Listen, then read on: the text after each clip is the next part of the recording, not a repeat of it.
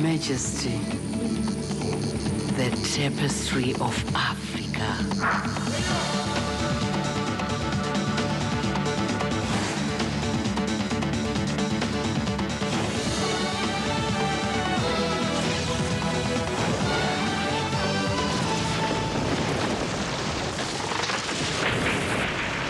Experience it all on SABC2.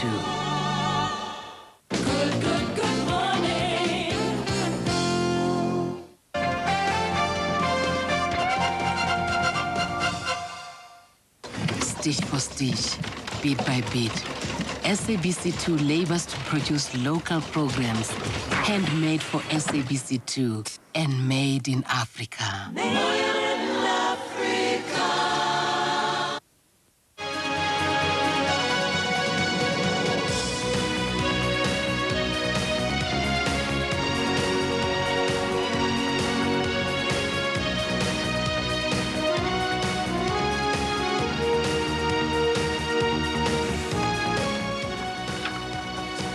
Today is our 270th show and our final farewell.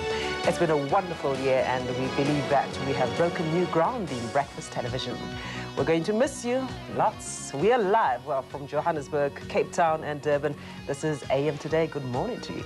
Well, good morning to you and good morning to you. I don't think we need to tell you that the show has been a huge success. Audience figures have steadily increased in the past 12 months. The programme has also brought in significant revenue for the SABC. Audience research told us that you wanted nothing changed. Well, as Nothemba says, we are certainly going to miss bringing you the morning as it happens. Thanks for joining us for the past 12 months. It's just on 5:30, in fact 5:31. It's Friday, October the 29th. AM Today, all the information you need before leaving for work. One last time. But we're online at www.amtoday.co.za. Well, we've got a full show for you today, including the creators of Madam and Eve. We'll have details for you on a new 24-hour fraud tip-off hotline. And we will also talk to our executive producer and try and make some sense as to why we have been axed by the SABC. And we'll have our local headlines coming up. But first, it's good morning to Cape Town for the last time. And that's Shado Martin.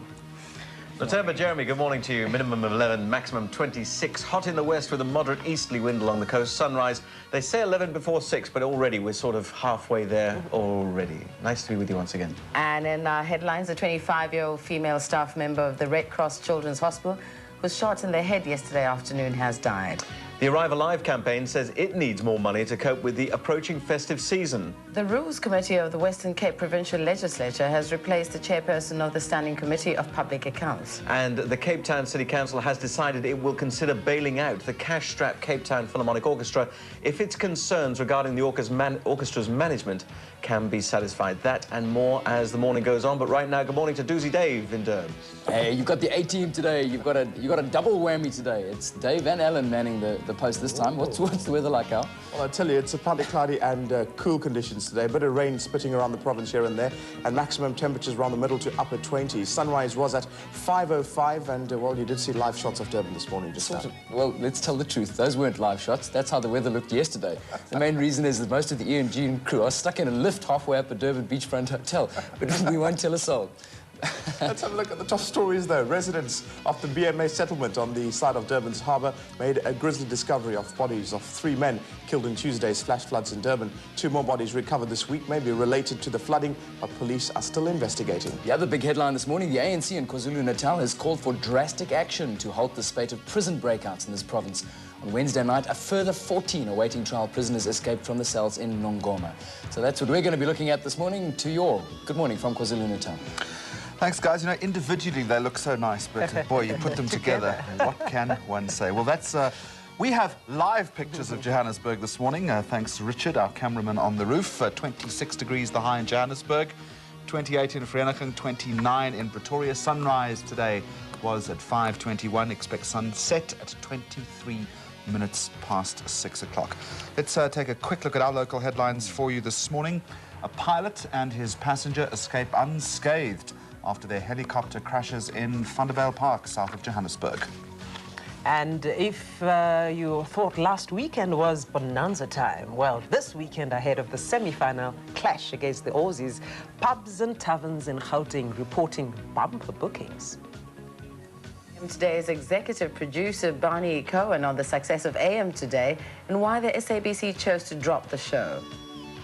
And just before 7 today, Madam and Eve have a few bookouts, International Made of Mystery. We'll talk to Steve, Harry and Rico, Madam and Eve. And Clive just before 7 and after 7 o'clock news bulletin, James Mpiri with the weekend's horse racing. And just to remind you that AM Today has got the vote line running, an opportunity for you to have your opinion heard. And don't forget the number, it's 083-913-2222. And our issue this week, AIDS. Is the government moving quickly enough to combat the crisis? We'll give you the final tally at the end of the show today. Thanks, Doozy Dave. 26 minutes to 6 o'clock on this Friday, the 29th of October.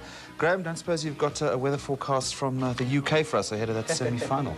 I should think Wallen's still very much in bed, nursing a cup of coffee, perhaps. The weather for us today is beginning to look very much like a summer circulation.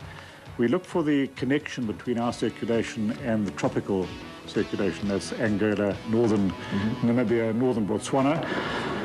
Excuse me, and that is well developed, and we're feeding moisture down from the tropics into southern Africa, which is a very good sign. So we're forecasting thunder showers over much of the northern and eastern parts. We still have this flow into the KwaZulu-Natal area from the channel, from the Mozambique Channel, so light rain forecast for that region. And then we have the typical sunny and fine conditions from Bloemfontein westwards. The Western Cape beginning to look very much like a typical summer Western Cape. Clear skies, sunny conditions, fresh southeaster. Good. We'll get another weather picture from Graham Hart just after 6 o'clock this morning. Okay, let's go live now to Durban and Alan Kahn. And Alan, there's no guessing what's topmost in your mind this morning. Well, let me tell you what, the big news as far as the rugby is concerned, and there we go. My goodness me, pretty big. The big news today is that Nick Mallett, no surprises, has announced an unchanged side to take on the Wallabies on Saturday. And also, it's a big weekend for Ferrari fans. They're looking for their first World Championship in 20 years. That's since South African Jody Scheckter picked up the Drivers' World Championship title back in 1979. So those are just two of the big sports stories on this Friday morning here on AM Today. This is SABC2, where we network the nation.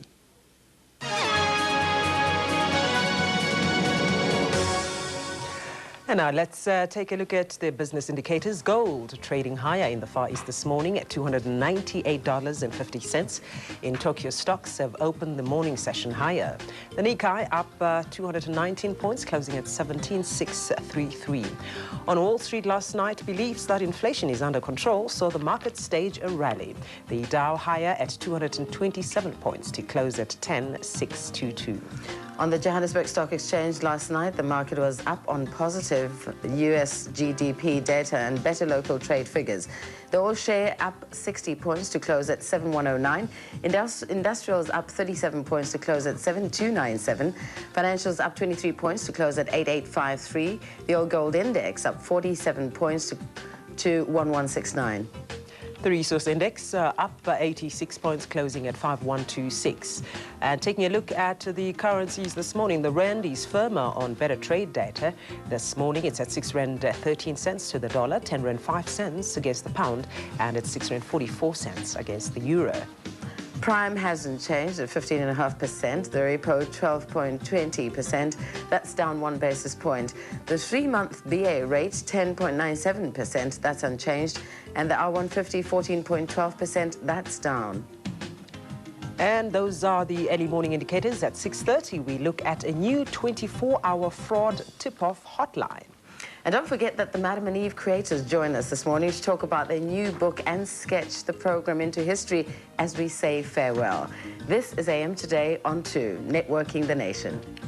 Thanks, Shado. It's 22 minutes before 6 o'clock on this Friday. Let's take a quick look now at the front pages of South Africa's newspapers. We'll start off with the Citizen this morning and the headline, Mbeki slams rape figures.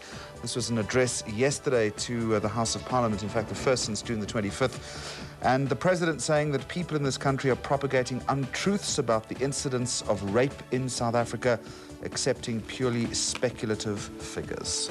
Okay, and the Star this morning. Your Springboks need you, so are you patriotic? I guess the fact that it's Nick Mallett's birthday tomorrow, 43rd, should certainly send good signals as to what our chances are tomorrow as well. That's the top story in the Star this morning. And there's also the story of the doctor in court over harbouring the heist suspects. Those are the ones that escaped from jail. That's the Star this morning. This is such a nice picture on the front page of Beeld. I don't know how, yeah, fairly clear.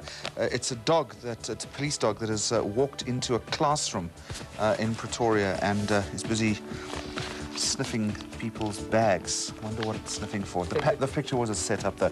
And obviously the big story this morning, the questioning of the rape figures, and that also leads Beeld this morning. The remarks made by President Mbeki in the Houses of Parliament yesterday.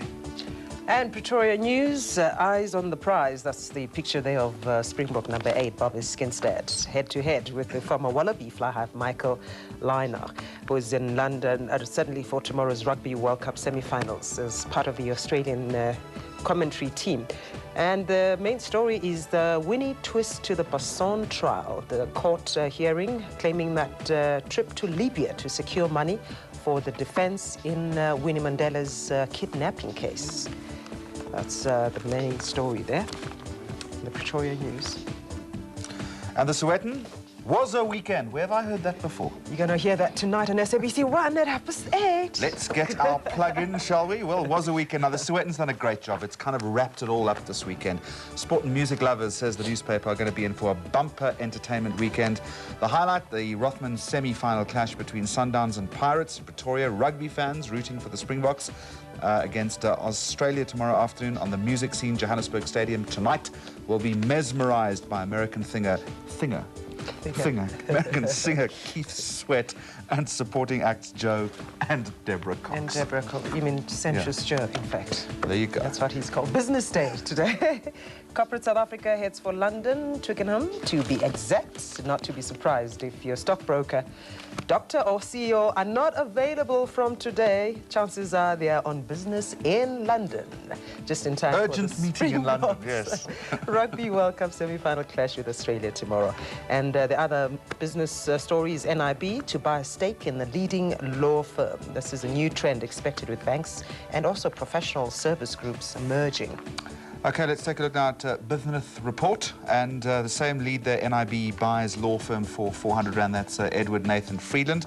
That's the front page of Business Report this morning.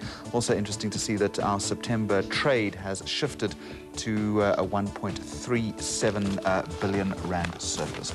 Those are the papers, I do believe, here in Johannesburg. Yes, and the papers in Cape Town, Shado and Martin. Shado, you've got the Cape Times. I have Nothemba Madumo and Bulk Power. There's a special edition, Bulk Power to Tower in London, and all of it is dominating. Rugby World Cup 99 Springbok squad. You have a poster, if you like, and it gives you details of the game and the field where they're playing. Players' winnings, an ample reward for a World Cup win, although Wayne Julius is not even 21 yet, and although he was injured, but he's going to get some pay, and a wonderful sum at that. And the City Council saves broke orchestra. The cash-strapped Cape Town Philharmonic Orchestra has been offered an 11th hour lifeline by Cape Town City Council, but with strings attached. That's provided they show a bit of transformation as well.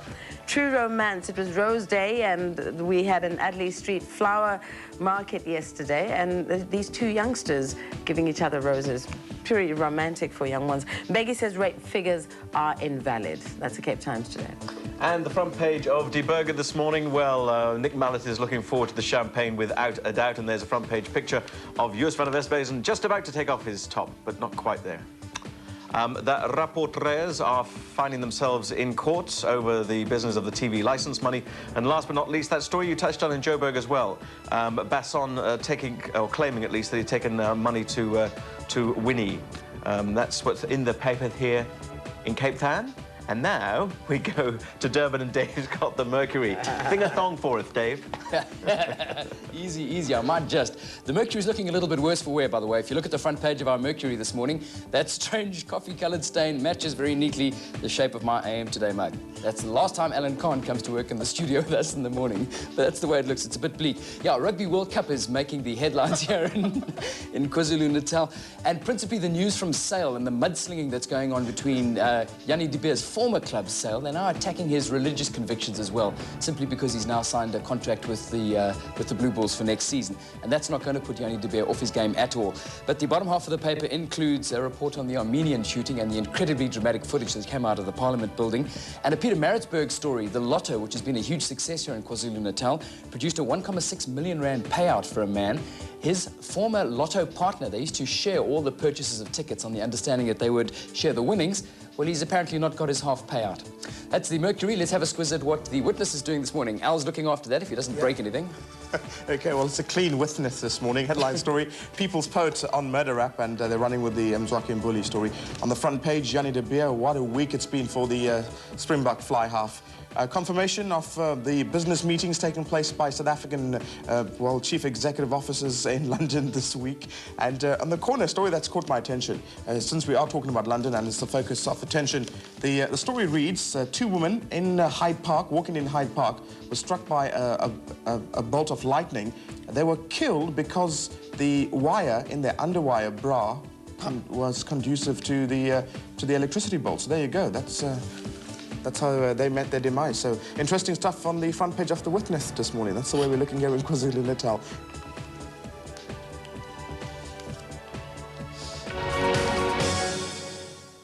Watching AM Today. You're watching AM Today. It's Friday the 29th of October, the final show of AM Today. Stay with us for the very latest in weather, news, sport and business. Shame, you guys were doing so well down there. Coming up in the next few minutes, we'll have the latest commuter information from around the country, and we will also find out from Bobby and Kallay what they have lined up for us, including whether Bobby Brown will still look like a member of the Jackson 5. But first, our regional breakaway.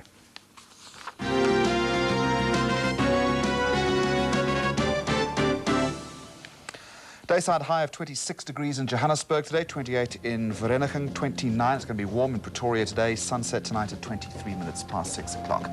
A pilot and his passenger have escaped unscathed when their Robinson helicopter lost power and crashed into a garden in Tureen Street in Vanderbijl Park last night. The pilot was attempting an emergency landing on the ground. The only damage caused was to a precast wall. Dr. Mveleni, who is accused of harboring two heist suspects that escaped from custody in Pretoria, has himself made a court appearance. He has been warned to appear in court again at the beginning of next month. Well, the case against Rick and four other men accused of maltreating the controversial Thule elephants will proceed now. Now, that is according to the National Society for the Prevention of Cruelty to Animals, the NSPCA. The case was earlier removed from the Brits Magistrates Court, role on a technicality.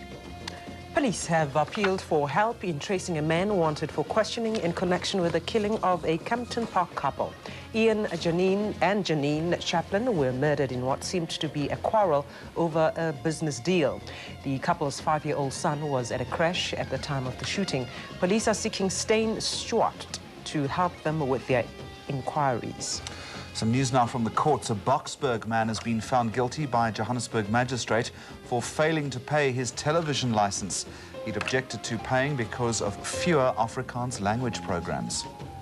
A taxi driver said to have been fleeing gunmen ran to his death when he was allegedly shot by cash-in-transit security personnel at Pretoria's Linwood Ridge Mall.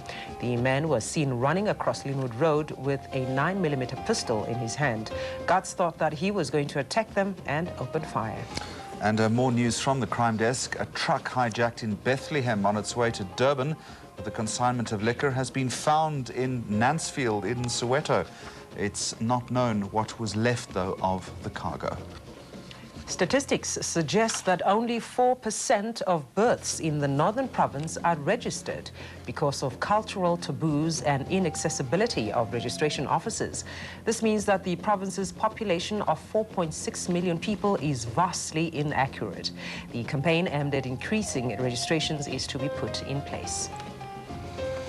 And that's the latest that we've got for you on the regional news front. We'll take a look at our main news headlines in just a moment, and we'll have more regional news for you at about 6:10 this morning.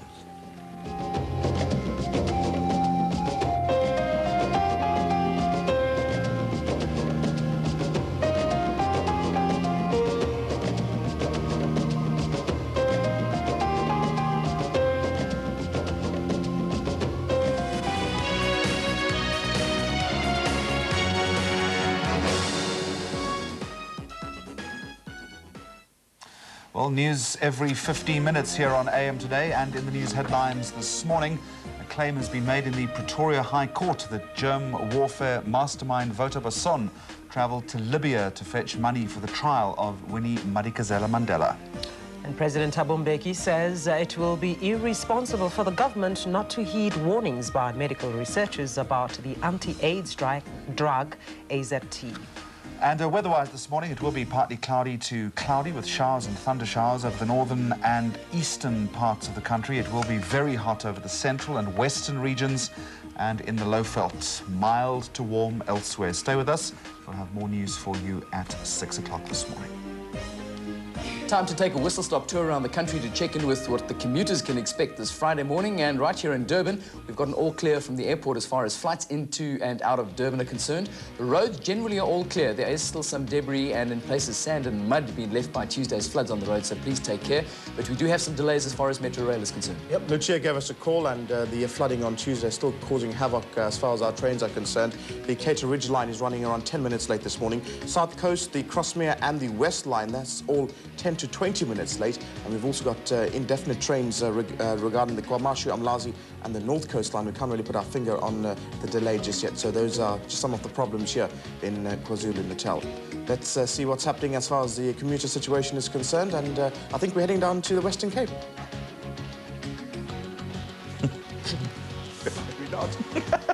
We've had an excellent week as far as commuter news is concerned here in the Cape. Aside from the empty train coach that burnt out yesterday, everything's been just fine. And luckily, our last commuter news bulletin from Cape Town is full of good news. No delays reported with trains, buses, planes, cars or ships. Not bad for a sleepy little city on the coast. Thanks to our commuter news info suppliers, and good luck to all our traffic officers as we go into the festive season and the holiday season now in JHP. What about the trains? Well, what about them indeed, Martin? News for train commuters in Gauteng this morning. Now, according to Metro Rail, trains to and from Mabopane and Pretoria delayed this morning by about 10 minutes. This is due to someone being hit by a train near Vincersness station.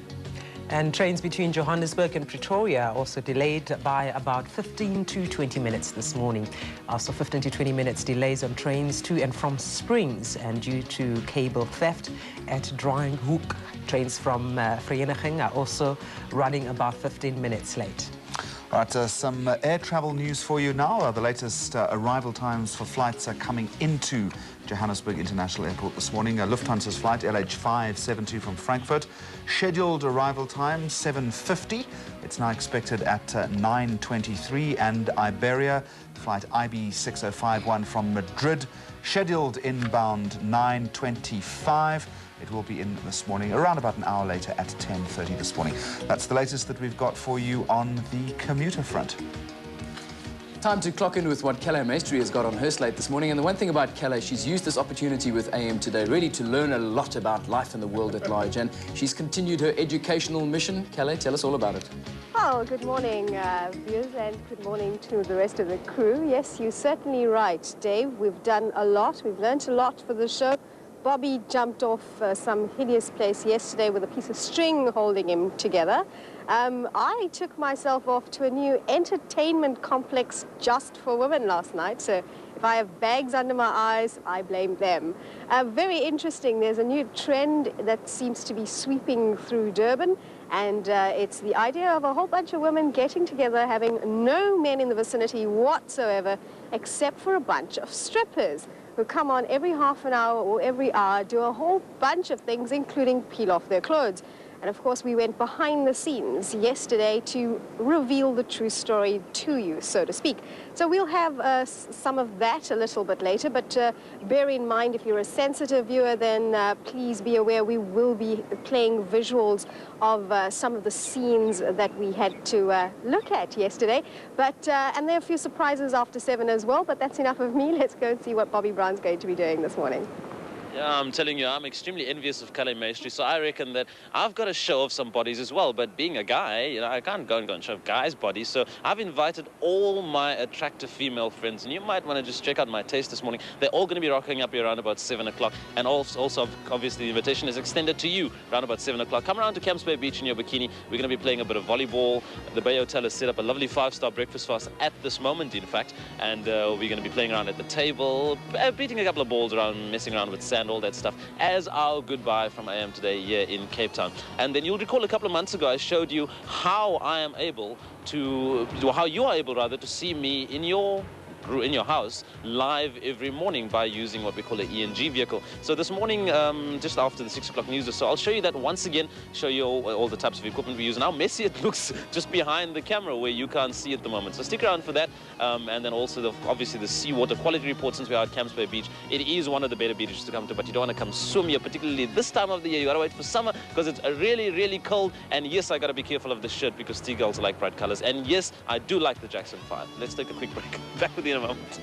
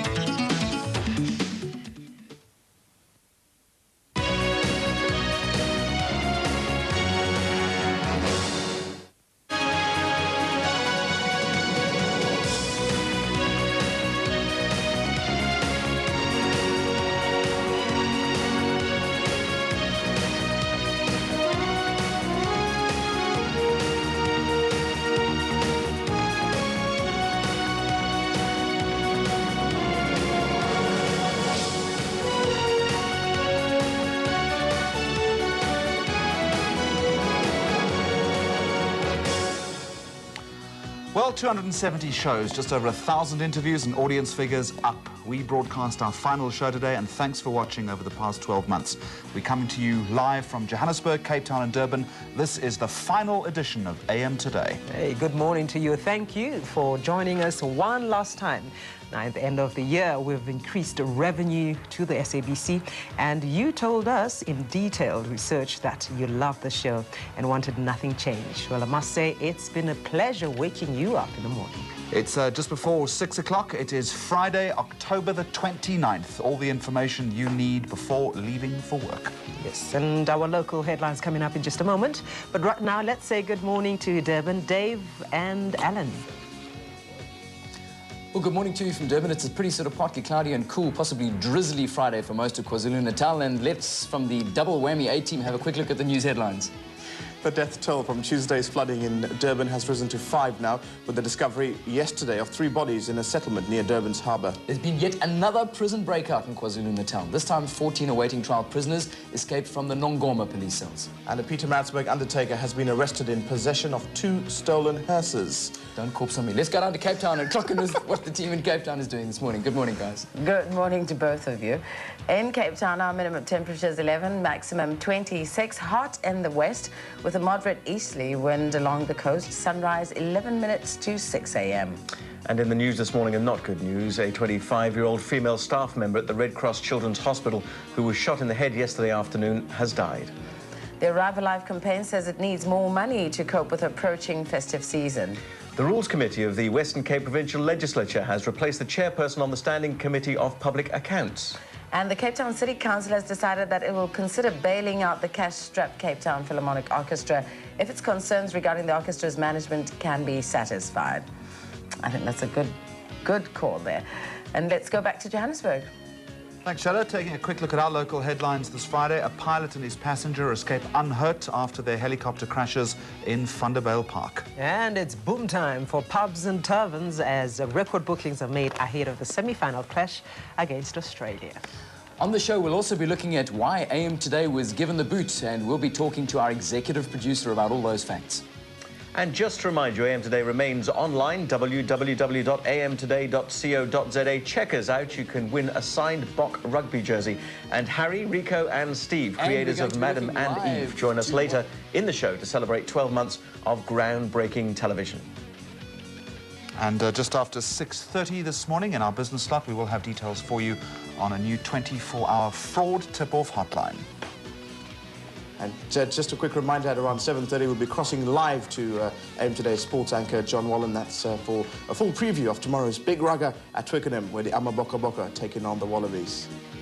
And our national telepoll concludes today with your calls on the issue of AIDS. We ask you, is the government moving quickly enough to combat the crisis? There's a number to dial, 083 913 2222, and we'll certainly give you the final results of that vote. Indeed, of what we you will. think And, before the end of the show. Stand by for Julie Hyde News' new hairstyle as well. Just before 7, Clyde Simpkins with his thought for the day. Horse racing news just after 7.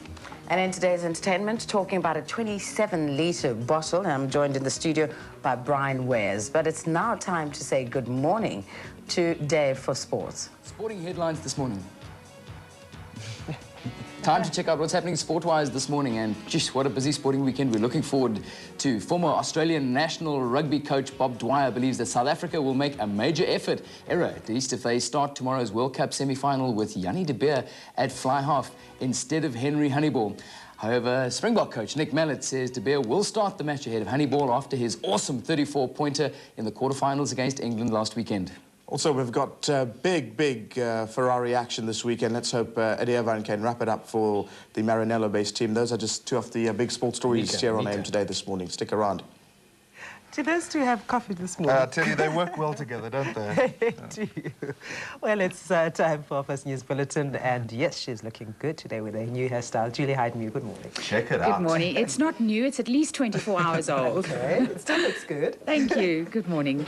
A claim has been made that germ warfare mastermind Wouter Basson travelled to Libya in the early 1990s to fetch money for Winnie Madikizela Mandela's trial. The allegation was made in the Pretoria High Court yesterday by a lawyer representing Basson in his murder and fraud trial. Madikizela Mandela was convicted in 1991 on charges of kidnapping and being an accessory to the assault of 4 youths. Yesterday, advocate Jaap Cilliers confronted state witness Grant Wenzel with the claim, saying it was done with the knowledge of military intelligence. Wenzel, who was instrumental in Basson's arrest in 1997, denied knowing about such a trip.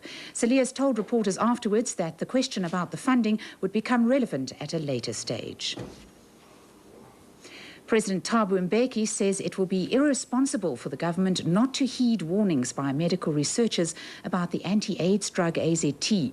Addressing the National Council of Provinces yesterday, Mbeki responded to calls from many South Africans to make the drug freely available at hospitals and clinics.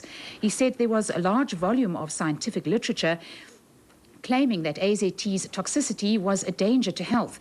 Mbeki said there was also concern about the legal cases pending in South Africa, the United Kingdom and the United States regarding the safety of the drug. Mbeki has asked Health Minister Mantu Tshabalala Msimang to investigate these matters. On the issue of rape, Mbeki criticised the police for publishing statistics in 1997 that only 1 rape out of 36 had been reported. He said the SAPS itself did not know what the estimate was based on. No explanation as to how they decided to publish figures which they cannot substantiate in any way whatsoever. Meanwhile, Deputy President Jacob Zuma says he's been misquoted on the issue of chemical castration for habitual rapists. Zuma was speaking in Pretoria yesterday after a memorial service for the former Tanzanian President Julius Nyerere. The implications of human rights in relation to that issue. It's not considering even the issue of castration, but what would be the implication of the human rights if such a thing was to be considered in any way. That's all I said. And there was in fact a written text which states that. I never said the government is considering castrating people. That's not true.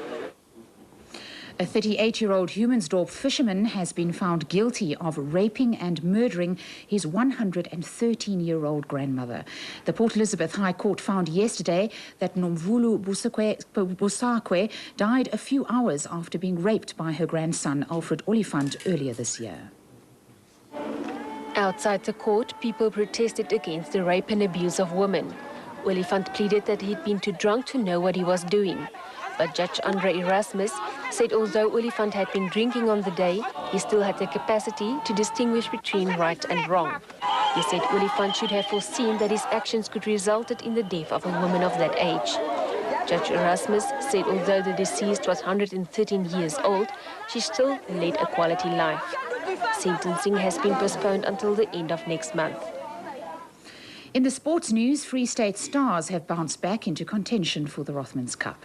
Last night, the team was reinstated by the South African Football Association's appeal board, while Jomo Cosmos have been kicked out of the cup. The East Rand side are set to file for arbitration as they are not satisfied with the outcome of the case.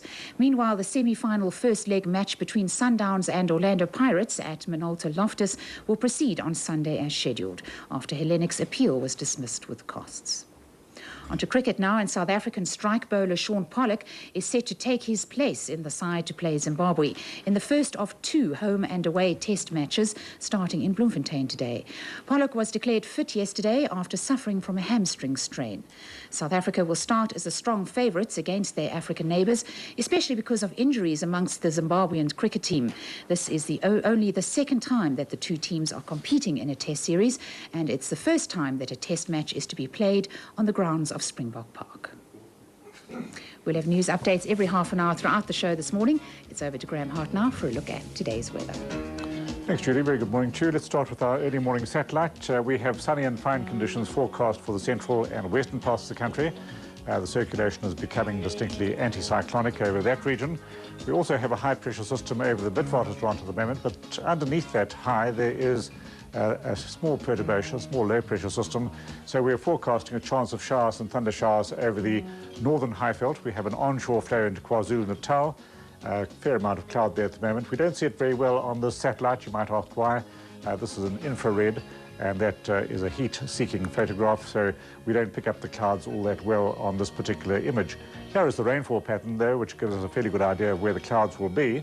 We have cloudy conditions and some rain from East London right the way up the coast into the Nelspruit area and up into the central parts of the Leyveld. A particularly good chance over the Drakensberg. This is because we have moisture coming in and rising against the escarpment, and as it rises it cools, and we have precipitation in Lesotho, Eastern Free State, interior of KwaZulu-Natal, up into the Ermelo region, and then just a 20% chance. That's only 1 in 5 places. Very small chance of rain over the Witwatersrand, over the northern Highveld, the southern Bushveld, and away into Botswana. Slightly better chance there with tropical air coming down from the intertropical convergence. We have temperatures into the teens around the east coast and up into the Lowveld, and then around about 10, 11, 12 degrees over the interior at sunrise this morning. Very mild spring day or early summer day. And then the temperature profile, the eastern half of the country into the middle 20s, very generally speaking, with the northern parts of the low veld hitting a high of 30 degrees in the Limpopo Valley. But as we go westwards, we go into typical summer conditions offshore on the west coast, giving us a 35 there at Vredendal. We have a 30 at Springbok, 34 at Uppington, 32 at Kimberley.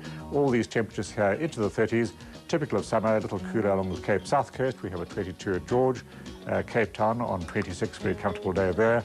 24s at both Port Elizabeth and East London. With sunny conditions, there's the high pressure system right the way across the central and western parts of the country. Very strong southeaster on the west coast. Gentle winds around the eastern coastal regions if you're going to sea this morning, with cloudy conditions on the east coast. Do you have a good day and a good weekend? What a lovely tie Graham's got on this morning. Goodness gracious me. So your brain teaser for this Friday, and the final brain teaser in our series, which are the largest sports stadia in the world? Or is it largest sports stadiums? Is it stadia? Anyway, which are the largest? Have you any idea? We'll tell you more at about 6:30 this morning.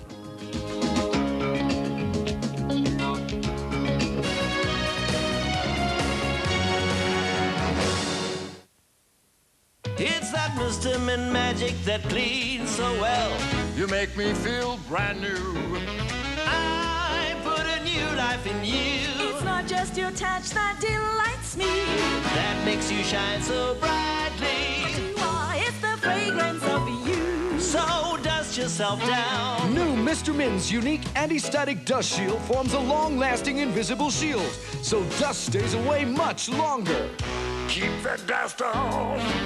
With that new dust shield in me. Mr. Min helps keep dust away longer. I feel so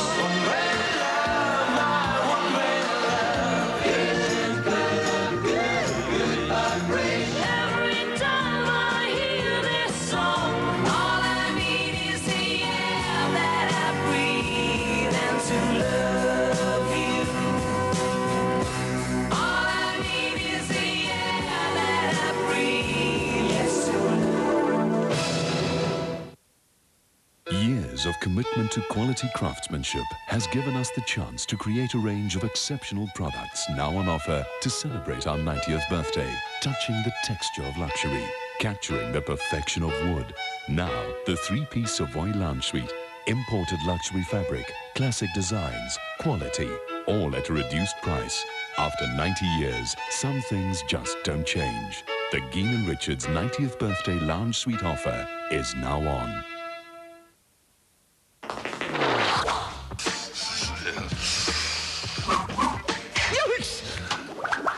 Where did all this stuff come from, Ted?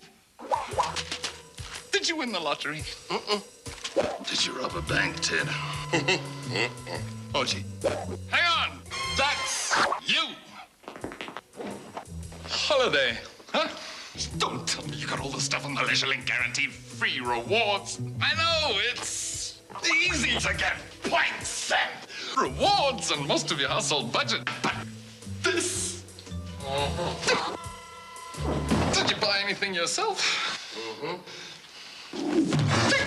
Call LeisureLink for your free membership.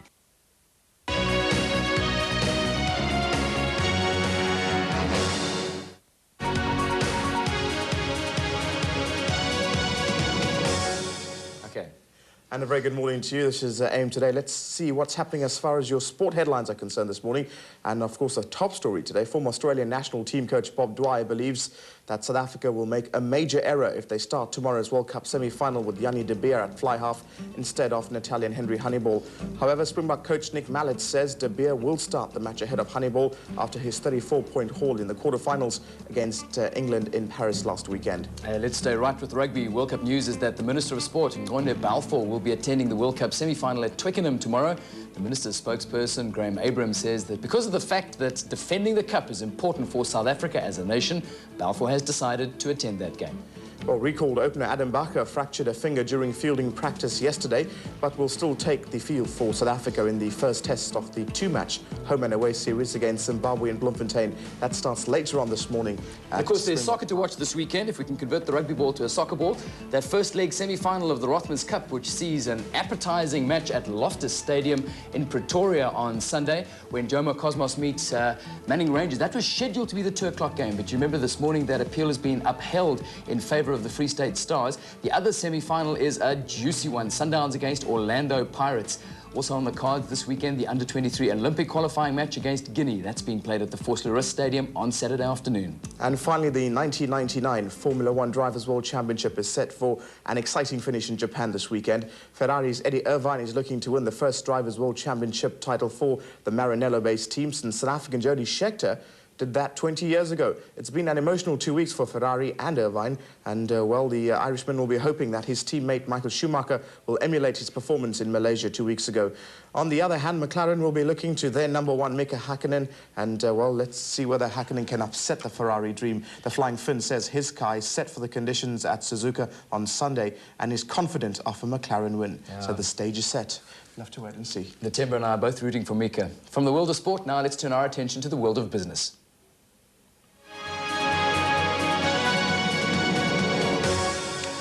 Thanks, guys. More sport a bit later. We always knew they had big balls in Durban. Still ahead, we'll give you our perspective as to why AM Today has been axed.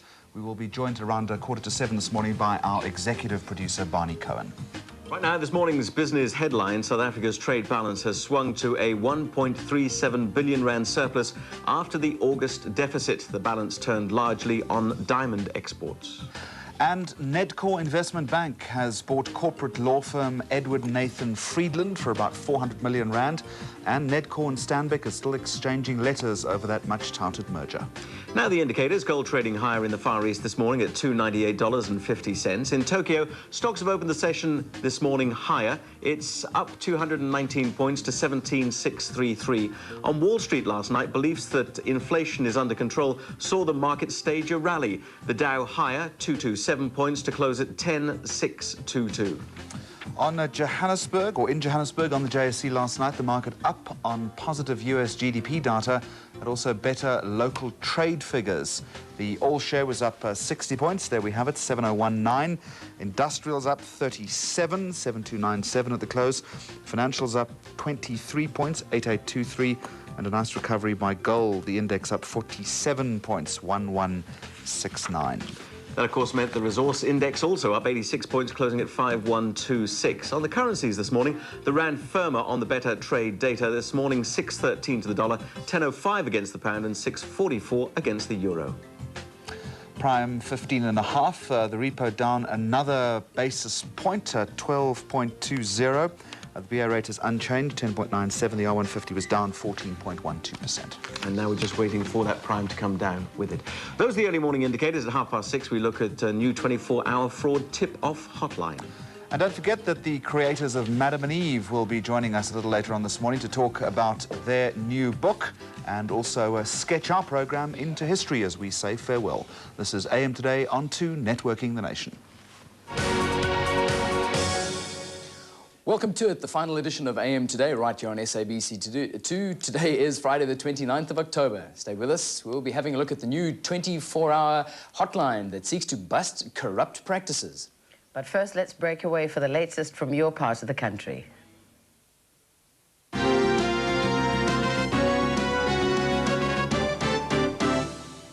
A pilot and his passenger escaped unscathed when their Robinson helicopter lost power and crashed into a garden in Torian Street, Vanderbale Park last night. The pilot was attempting an emergency landing on the ground. The only damage caused was to a precast wall.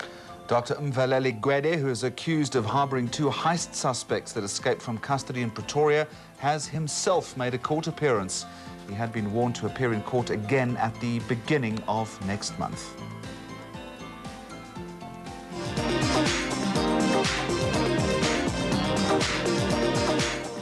And let's go live for the last day to our AM Today Vodacom Newscopter for an early morning look at Gauteng's traffic. And Sharon Watson is flying it, or I think she is, over the M1 North. And let's see if we can try and get in contact with you. Sharon, are you there? Morning, Nothemba. We are in one area. Oh dear, oh dear. Well, we'll see if we can get hold of Sharon a little later on this morning. The case against Ricardo Ghiaza and 4 other men accused of mistreating the controversial Thule elephants will proceed. That's according to the NSPCA. The case, you might remember, was earlier removed from the Brits Magistrates Court roll on a technicality. Police have appealed for help in tracing a man wanted for questioning in connection with the killing of a Campton Park couple. Ian and Janine Chaplin were murdered in what seemed to be a quarrel over a business deal. The couple's 5-year-old son was at a crash at the time of the shooting. Police are seeking Steyn Swart to help them with their inquiries. Well, a man's anger at the SABC has come to nothing. A Boksburg man has been found guilty by a Johannesburg magistrate for failing to pay his television license. You might recall that he had objected to paying because of fewer Afrikaans language programs. That's the latest that we've got for you on the regional news front.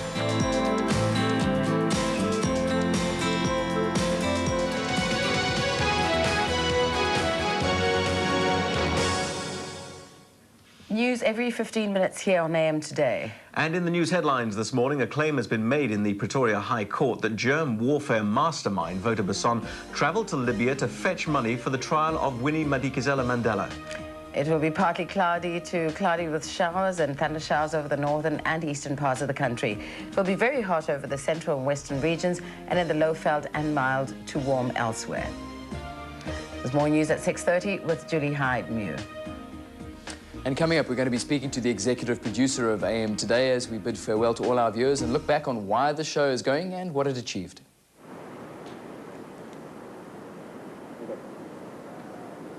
Well, good morning and welcome back to sunny Durban. Well, as I told you earlier, we took ourselves off, my cameraman and myself, to a women's-only club in the Durban city centre.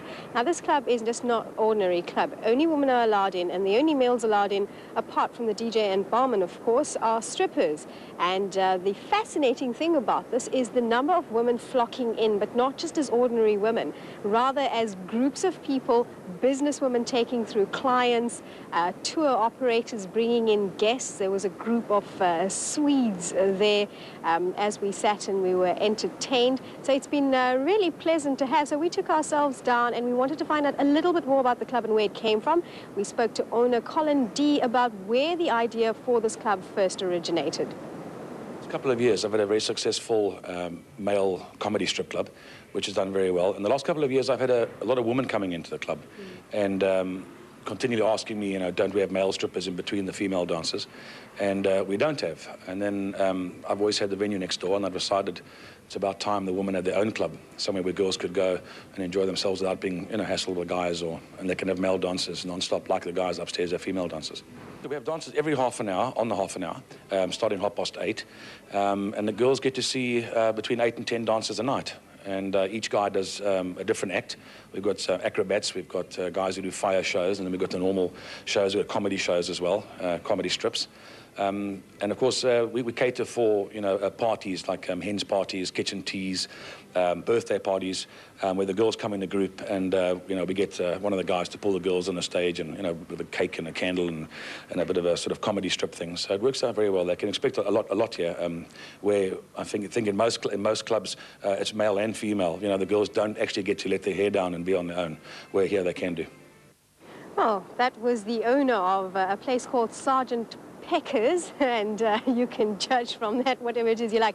So you must now ask yourself, what kind of woman actually goes through, and do they find this entertaining, and what sort of a dive is it? Is it a dive? Is it upmarket? And exactly what actually happens here? We spoke to 2 of the women who go there. You can consider these 2 women regulars at this strip club. I thought it was a very nice concept. It's about time that there was something available for women, because there are a lot of clubs available for men to go to, although we're allowed to go to a lot of them. But I thought it was a very nice concept that was allowing women, exclusively for women, to come and have fun. Now, your friend here obviously enjoys coming to this club. You've been here 5 times now. The club is so brand new, you're almost a regular. What brings you back? Well, it's personal, you know, and you enjoy yourself and nobody speaks out, and it's confidential. everything you like to do, you do it. You don't feel like somebody's going to point at you, hey, what you're doing. It's a great place. And because it's just for women, I enjoy it very much. Now, there are lots of misconceptions and perceptions out there that if you come to a club like this, you're invariably going to end up going to sleep with someone and having a horrible affair if you're married, and et cetera, et cetera. When you came through, what do you actually expect when you're coming through to start with? I must be honest, I didn't really know what to expect because it's the first time I've ever been to a club of this sort, and I wasn't quite sure how far the men actually go. But I have to say, it is not sleazy. They don't compromise you in any way. It's very professional. Of course, the more you enjoy yourself, the more they will enjoy themselves and the more they will do for you. But it's very upmarket, it's not sleazy, and as I say, they make you feel very comfortable. It's good fun. Well, what can I say after that except we'll find out just how popular these places are if they pop up all over the place. It's back to you in Johannesburg. Come on, there are no more men in your monitor. Over. Durban, here I come. Now, would you go to one of those places? Yes. Sure you would. Of course. Of course. Well, AM Today, it's 23 minutes past 6 o'clock. A recently launched 24-hour anti-crime hotline is recording a number of success stories in the private and public sector. Well, here to tell us more is the Chief Executive Officer of Tip-Offs Anonymous, Brian Adams. We go live to Durban. Brian, good morning to you. Good morning. Let's get a sense of this hotline. What's it all about? Well, essentially, it's a privatized, outsourced hotline, which enables mostly corporates and some parastatals and government departments to provide a service to enable their stakeholders to communicate in full confidence that their anonymity is not going to be compromised, any irregular activity which takes place within their organization. Now, why would there be a need to outsource it? Well, we did quite a lot of international research on this, and quite clearly, if a system like this is managed from within an organization, there are all kinds of fears about people being identified and consequently victimized by people within their own organization. Brian, how does it actually work, and what kind of crimes have already been reported on the hotline? How it works is that clients subscribe to our system, and we give them a unique 0800 number, a unique email address, access to a free post address, and also a fax number. The client then advertises these numbers and details to all the members within his value chain. That's clients, employees, customers, and other people that are stakeholders for his organization. They then contact us and report in whatever's been happening and whatever they've spotted, and we maintain their anonymity for as long as they want to, while we develop a system where we report a sanitized version of their tip-off to the client so that he can take it further. Now, which industries have become the hotbed for fraud so far? Our clients are a cross-section of all industries in South Africa, but we're finding that particularly industries where there's a great reliance on people inside and outside the organization, particularly in the purchasing department, there seems to be a very, very big possibility of fraud being committed. Also, we're noticing that there's a huge amount of fraud being committed in the healthcare sector. Any reason for that? I just think that there's so many players involved and there's so many opportunities. Yeah. It's one of those grey areas where people are expected to use their discretion and are expected to be honest. And unfortunately, there are many instances where people are abusing the existing system. Brian, have you been able to, I mean, aside from the healthcare industry, have you been able to trend whether, as a result of this tip-off hotline, we in fact have an increase in corporate fraud in this country? Can you give us numbers? Is that possible? No, I can't give you the total numbers, but all I can say is that it runs into billions of rand per annum. I think what we are finding is that many major corporates are reluctant to always divulge the exact level of fraud because it could impact on their share price.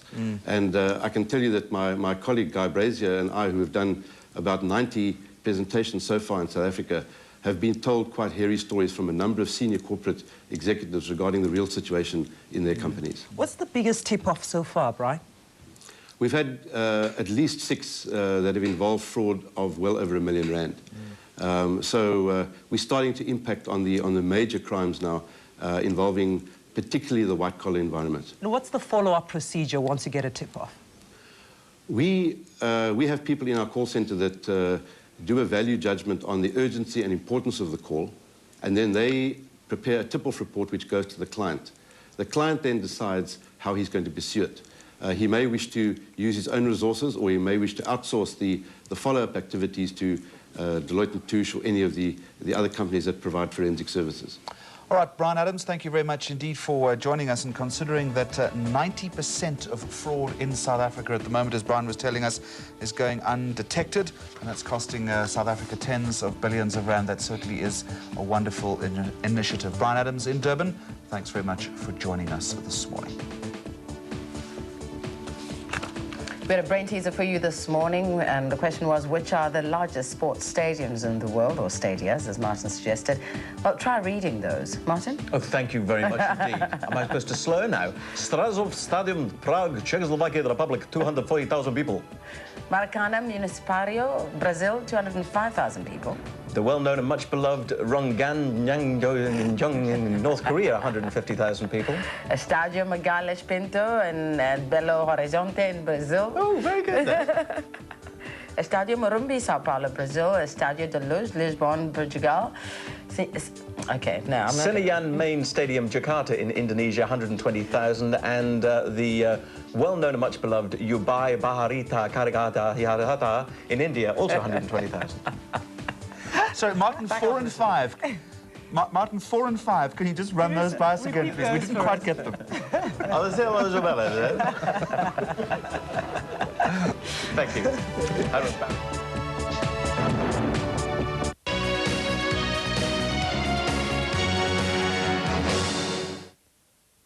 Voilà, Valon, du on-air, du flash clean pour des toilettes propres fraîches. La cage est facile à utiliser et dissolvable. Pas de bazar, c'est facile à remplacer. Avec chaque chasse, elle nettoie, elle la rafraîchit et elle libère une décade merveilleux parfum.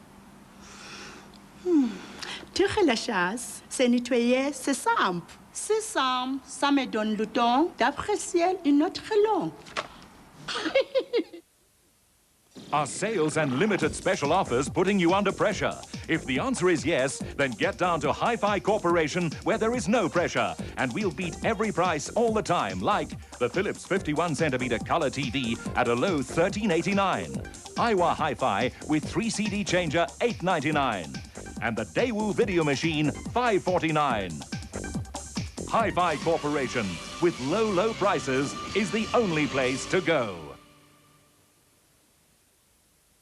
Hey there, it's Adds Up TV time. You could be the lucky winner of 5,000 Rand. Just answer this easy question. Which bacteria does Detox Kitchen Cleaner eliminate? Hold on. Your kitchen may look clean, but is it safe enough for your family? Your cleaner might not kill E. coli and Salmonella, harmful bacteria that can cause food poisoning in your family. But now there's new Detox Antibacterial Kitchen Cleaner. It tears into grease and grime and disinfects too, leaving your kitchen sparkling clean, while also protecting your loved ones. Protect your family. Reach for the sword. Now safe clean your whole home with new Detox Bathroom, Aerosol and All-Purpose Cleaner. Call 083 913 3164 now for the chance to win. You won't believe what we'll give you with the latest Packard Bell multimedia machine. Free delivery nationwide. Free installation in your home. Internet connection and 1 year's access. Over 5,000 rands worth of mind-blowing software. Free computer training to get you up to speed. Free telephonic and on-site support. Free warranty. Free insurance for 3 years. And all of this for just 349 Rand a month. Call now. 0861 33 0033.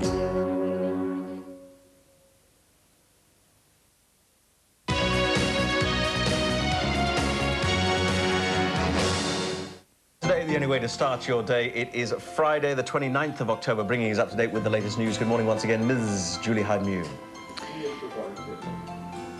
Thank you, Martin, and good morning. In the news headlines at 6:30, a claim has been made that germ warfare mastermind Wouter Basson travelled to Libya in the early 1990s to fetch money for Winnie Madikizela Mandela's trial in 1991. The allegation was made in the Pretoria High Court yesterday by a lawyer representing Basson in his murder and fraud trial. Madikizela Mandela was convicted in 1991 on charges of kidnapping and being an accessory to the assault of 4 youths.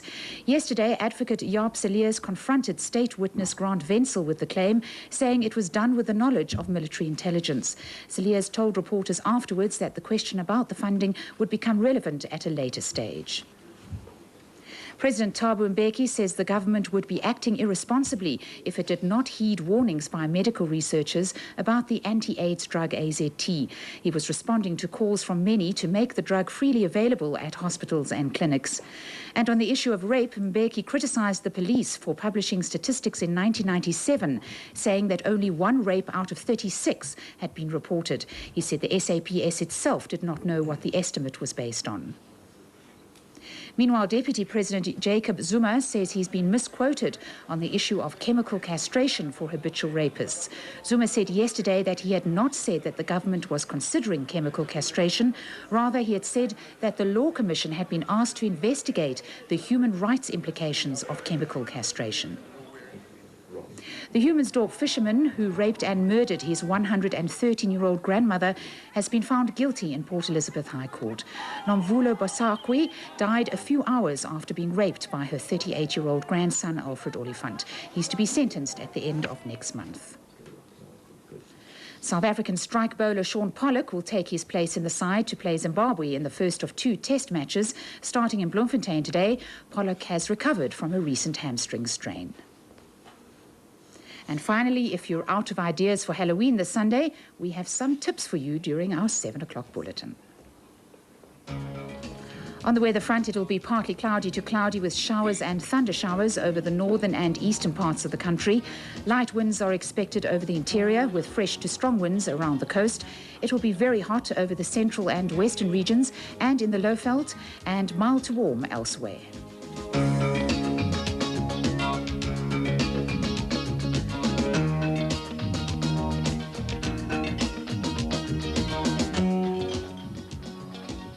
I'll be back with more news in our main news bulletin of the morning at 7 o'clock. It's now looking at sport.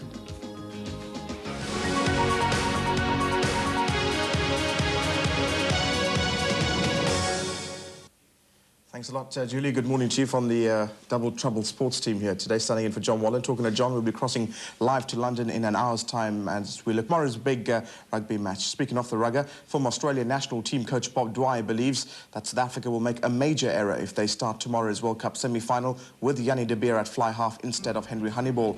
However, Springbok coach Nick Mallett says de Beer will start the match ahead of Honeyball after his 34-point haul in the quarterfinals against England at the Stade de France last weekend. Still looking ahead to that big game. The news is that Minister of Sport, Nqonde Balfour, is going to be attending that Rugby World Cup semi-final at Twickenham tomorrow. The minister's spokesperson, Graham Abrams, says because of the fact that defending the World Cup is so important to South Africa as a nation, Balfour has now decided that he must attend that game. Cricket now crew recalled opener Adam Bacher fractured a finger during fielding practice yesterday, but will still take the field for South Africa in the first test of the 2-match home and away cricket series against Zimbabwe that starts in Bloemfontein later on today. What a weekend of sport. Soccer to watch this weekend, the Rothmans Cup first leg semi-final, and of course some interesting developments here this morning at Loftus in Pretoria on Sunday afternoon. You'll be able to catch that game between Orlando Pirates and Sundowns, but the news breaking this morning is the Free State Stars have won their appeal for reinstatement to the semi-finals, and that of course affects the Manning Rangers Cosmos game, which was going to be scheduled for 2 o'clock on Sunday afternoon as well. And finally, it's a big weekend for Formula One because Eddie Irvine could wrap up the first Drivers' World Championship title for Ferrari in 20 years. That's since South African Jody Scheckter picked up the title in 1979. So we'll have to wait and see what happens at Suzuka on Sunday. That's the way it's looking here as far as your am2day sport is concerned. Right now, let's have a look at what's happening on the business desk.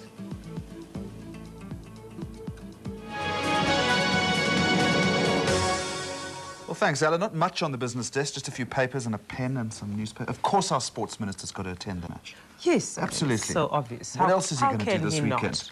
Goodness gracious. With lots of other bosses as well. 24 minutes before 7. Information technology stories and feature interviews have been prominently covered on AM Today in the past year. Well, let's try and kind of wrap the whole thing up and put it into perspective for you as we bid you farewell on this Friday. And we'll take a look at the changing face of information technology and specifically its impact on the media. And we're joined by a friend and colleague, the Director of AS Media, Martin Dalney. Martin, good morning to you. Thanks for joining us. Now, here's a tricky question for you. Is it a threatening relationship or a symbiotic relationship, IT and the broadcast industry? I don't think that anybody's ever really going to move away from watching something wonderful on television to go off and play with it on the computer. And I think if you look at the developments in America, what you're seeing there with what they call web TV or interactive TV is where they're actually bringing the rich interactivity of the internet to television. How does that work? What is web TV? Well, essentially what you've got is you can take certain programs like game shows, for instance, and it's wonderful to watch a game show, but how many times do you watch somebody ask the question and you think, oh, I know that answer? One of the things you're seeing in America with games like Jeopardy, for instance, is the contestant or the viewers are also able to answer the questions themselves. So you watch things like the court case as well, and you can be on the jury and vote which way you want to do. So what you're actually doing is bringing that interactivity into television. And you can bring it in fun ways, for instance, that and more information. So when you're watching a rugby match and Osterant is replaced by another player, you can then press a button and bring up statistics. But, I mean, would one watch a rugby match and use the internet simultaneously? I mean, surely not. It depends on the circumstances. For example, what one could do, and one won't be able to do it for a few years in South Africa, is, for instance, watch Gianni De Beer drop a couple of drop goals and then press a button and find out what the odds are on him dropping another one. And then press another button and actually bet on Gianni De Beer scoring 5 drop goals against England. And make a lot of money in the process. Or lose it, or whatever. So there's that richness, that interactivity which can be brought into television. What about interactiveness with the print media, newspapers, magazines, and... There is a difference. What tends to happen is that people read newspapers, they read magazines. Typically, if you look at the amount of words in a newspaper article or magazine, it's about 2,000 words. People don't read articles more than 500 words on the net. There's that download time which says people get bored after waiting more than 10 seconds, and then they'll move off to a different website. So you really are cutting your articles down to about 300-400 words, and then giving people the option of actually moving on and reading something more in detail. But it's quick, it's punchy, it's talking more like about interactivity, www.am2day.co.za. AM Today lives on the internet. Oh, very much so. Same format, punchy news, follow it throughout the day, keep updated with stories that you've seen on the breakfast television or you've seen in the radio in the morning. You can follow them throughout the day. Fantastic. Well, Martin Dalney, thanks very much. Looking forward to AM Today living on the net. And can we quickly remind you as well that if you visit our website, www.am2day.co.za, and there it is, the address is on screen at the moment, you do stand a chance of winning that wonderful signed Springbok rugby jersey.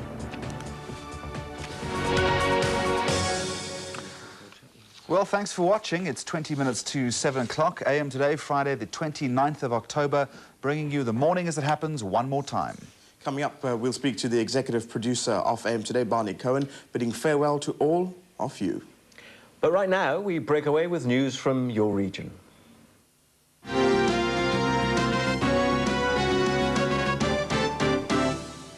A Northern Province headman who was arrested 2 weeks ago for the rape of his 13-year-old daughter has now also been charged with raping his 17-year-old daughter.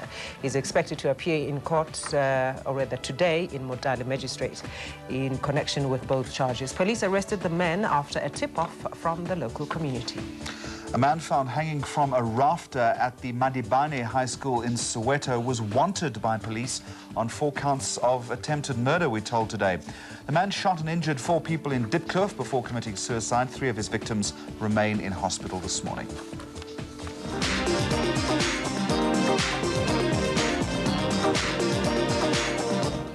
Let's say good morning to Sharon Watson. She's flying our AM Today Vodacom newscopter over for an early morning look at Gauteng's traffic. How is it going there, Sharon?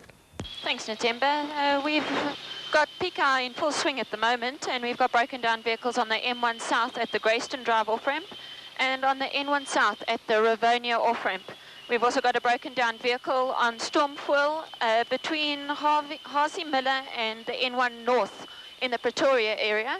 And we've got a couple of out-of-order traffic lights at Smith Street on the M1 North and between Rivonia and Outspan. And we'll be back a little later with more traffic. For AM Today from the Vodacom Newscopter, I'm Sharon Watson.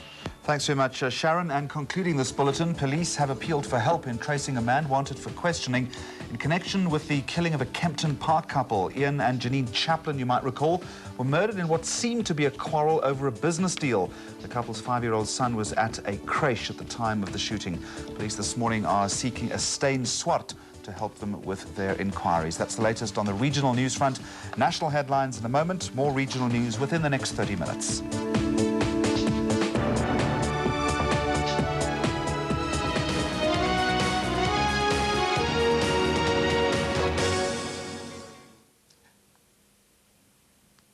Good morning to you, and thanks for being with us. Don't forget, you get news 50 minutes, every 50 minutes, right here on AM Today. And in the news headlines this morning, a claim has been made in the Pretoria High Court that germ warfare mastermind Wouter Besson travelled to Libya to fetch money for the trial of Winnie Madikizela-Mandela.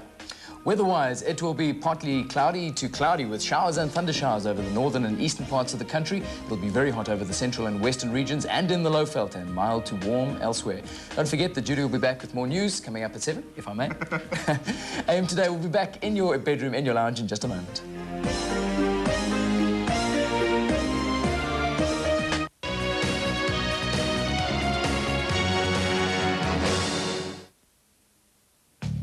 Come to the Lewis price markdown and save up to 50%. Save 1,000 on this Iowa Music Center. Devastating 4,000 watt sound power, 4-channel full house amplifier, full logic double cassette deck, and 5-changer CD player plus full remote control. All for only $3,999 or just $240 a month. Exclusively yours at the half price markdown. Now on at Lewis Everywhere. Why let life's changes change your skin? Now there's a way to recharge midlife skin and give it the lift it needs to thrive through its 40s and beyond. New lift, new life. Introducing Resilience Lift, cream or lotion. From Estee Lauder Research. Now an irresistible 6-piece collection with your choice of this dazzling duo. Free with any 2 Estee Lauder purchases. Only at selected Red Square and Edgar's stores. Lubna's gives you the widest selection of smart choices with quality value at simply unbeatable prices. Like this 3-piece Grant Avenue at an unbelievable $12.99. Mix and match with a designer range. Choose from the designer couch, the ottoman, single chair, sleeper couch, or the classic wingback chair. Such a... Make a smart choice. Come into Lubna's today for smart value and smart style. Wow! Lubna's are the greatest! Which holiday organization has affiliated the most people to RCI for 4 consecutive years? Become the developer and marketer of the year twice. Become the biggest points organization in South Africa. Sent more people on holiday than any other points organization. 2 trustees elected to the RCI Hall of Fame. The Holiday Club. Now you can experience the holiday of a lifetime anywhere in South Africa or the world. The Holiday Club. Holidays for the new millennium. Our consultants are waiting for your call. These days, computer literacy is a must. Introducing PC 2000, a new, very affordable entry-level computer system that doesn't cost thousands of rands. A system that teaches you how to use a keyboard and mouse, how to type letters, spreadsheets, do maths, write your own music, play games, and much, much more. Buy the basic PC 2000, which includes keyboard, mouse, mini tower, arcade joypad, and training manual for only 799 rand. And add these fantastic accessories, all available at these fine stores now. The PC 2000, an entry-level computer system for the family. Affordable computer skills for your future.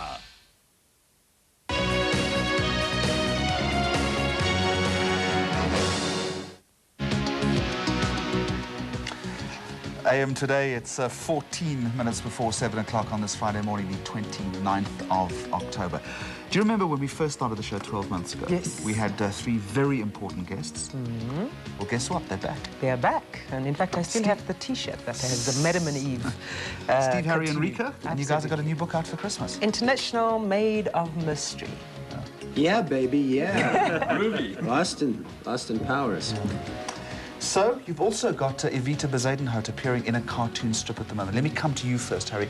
Why the link up with one of cartoons icons in the country and a national icon? What caused that? What was the reason for that? We thought it would be wonderful if the two most famous white women in South Africa kind of got together for the first time. And it's really, we've been doing a lot of projects with Peter, and it just seemed to make sense. We never had a guest before. Yes, they're not there voluntarily. And so we thought it was a good idea. It's worked really well. Do they like each other, Steve? Well, yeah, they do. They kind of get together, and they are, you know, two of the most famous madams. But the running joke is, of course, that Madam and her mother don't have a clue about the, shall we say, special relationship between Peter and Evita. So they go out to dinner, and Evita says, I'm going to go powder my nose. And Madam says, I'll go with you. Which could be an interesting situation. What character or personality or image is Evita taking? Is there any change from what she is as we know her? She pretty much plays herself in the strip. Yeah, she just does a guest appearance. Guys, very quickly, this is not the first time we're going to see you this morning. I see that the two of you are colour coordinated. I know you've got a surprise for us a little bit later on. We'll also do some sketching as well, or some drawing. And Rico, we haven't even brought you in at this point. We'll talk to you a little bit later. We'll talk a little bit more about the book International Maid of Mystery as well. So just a quick introduction to the famous trio behind South Africa's best-known cartoon strip. We'll be talking to AM Today's executive producer, Barney Cohen, in a moment. But before we do that, let's return to Cape Town. Hi, thank you very much indeed. And of course, AM Today's Bobby Brown has not only got his feet back on the ground after yesterday's bungee jump, but he's 3 feet taller as well. Yes, the legend on his own breakfast show. Good morning, Bobby Brown. Yes, indeed, I was saying, in fact, not only does bungee jumping do wonders for back problems, but it helps for constipation as well. Go and give it a bash up at the cable car. It's very interesting to note that quite a few of you out there always ask how I manage to end up in your lounge every morning live, and you actually want to know, is it really live? I mean, do we pre-record this and then try and con you, pull the wool over your eyes? No, we don't. So I'm going to show you how it all works. Just to recap, as we did a couple of months ago, some of you actually missed that insert. Let me first show you myself and my cameraman, Brian Portway, from a different angle, a different camera standing just behind him. And that camera is operated by Garth Dullasier, so you're now seeing me over there. And then I'm going to get Brian to swing around and show you Garth Dullasier. That's Garth over there. So there's 2 cameras. We're not always as lucky as this to have 2 cameras. Mostly there's only 1 cameraman. This time around we have 2. And then I want to show you the van. We've got a little minibus van. Brian, if you want to swing around over here. Hey, Brian, I'm talking to you. Come swing around over here. There we go. Okay, this is our van. This is the inside of the van. That's Cornel Pretorius over there. He's the technician. He presses buttons and speaks to us in our earpieces, lets us know what's happening. And also, obviously, there's a little off-air monitor over there so you can see which camera is on air at any given moment. And if you now swing slightly to the right over there, Brian, you'll see that we've got a small monitor as well where we can see what's on television at that moment in time. There we go. That's our little monitors too, so we can watch ourselves in the morning. And there's pictures all over the van. We've got coffee machines. We've got a little bed in the front. Now, I'm just kidding you, we don't. There's a little fridge every now and again. And that's how we do that. And currently, the other camera that you saw earlier with Garth Dullasier is showing you a microwave dish, which is something similar to a satellite dish.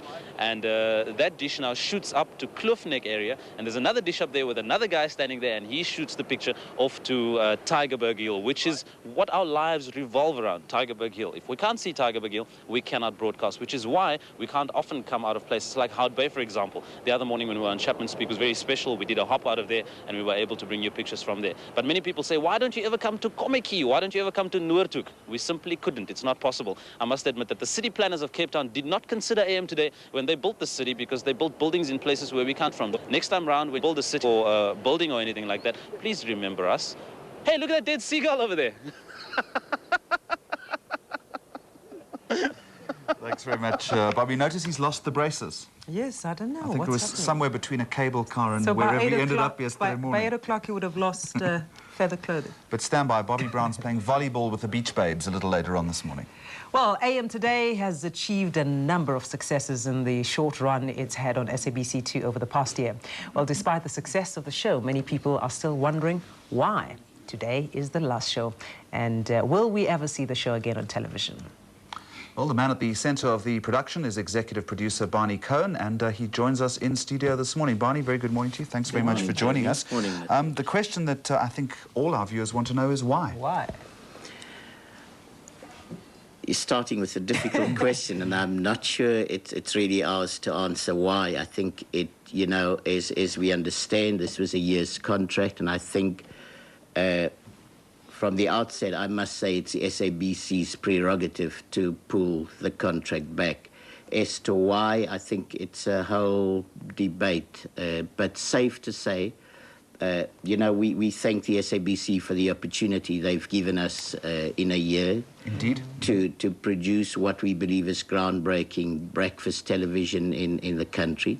I think some of the imperatives are that globally today there's a kind of standard, there's a kind of production values, there's a kind of reality about breakfast television. And I think for the first time in South Africa, we've achieved that. Some 13 months ago, we were given the task to produce a breakfast show. We've increased viewership by over 110%. We've increased ad revenues by some 50%. And I think we've achieved what we had set out to do. However, things change, and this is business, and this is a dynamic environment we work in. And I think really the bottom line today in television around the world is television can only survive if it's economically viable. Now, we produced for a fixed cost. It was outsourced.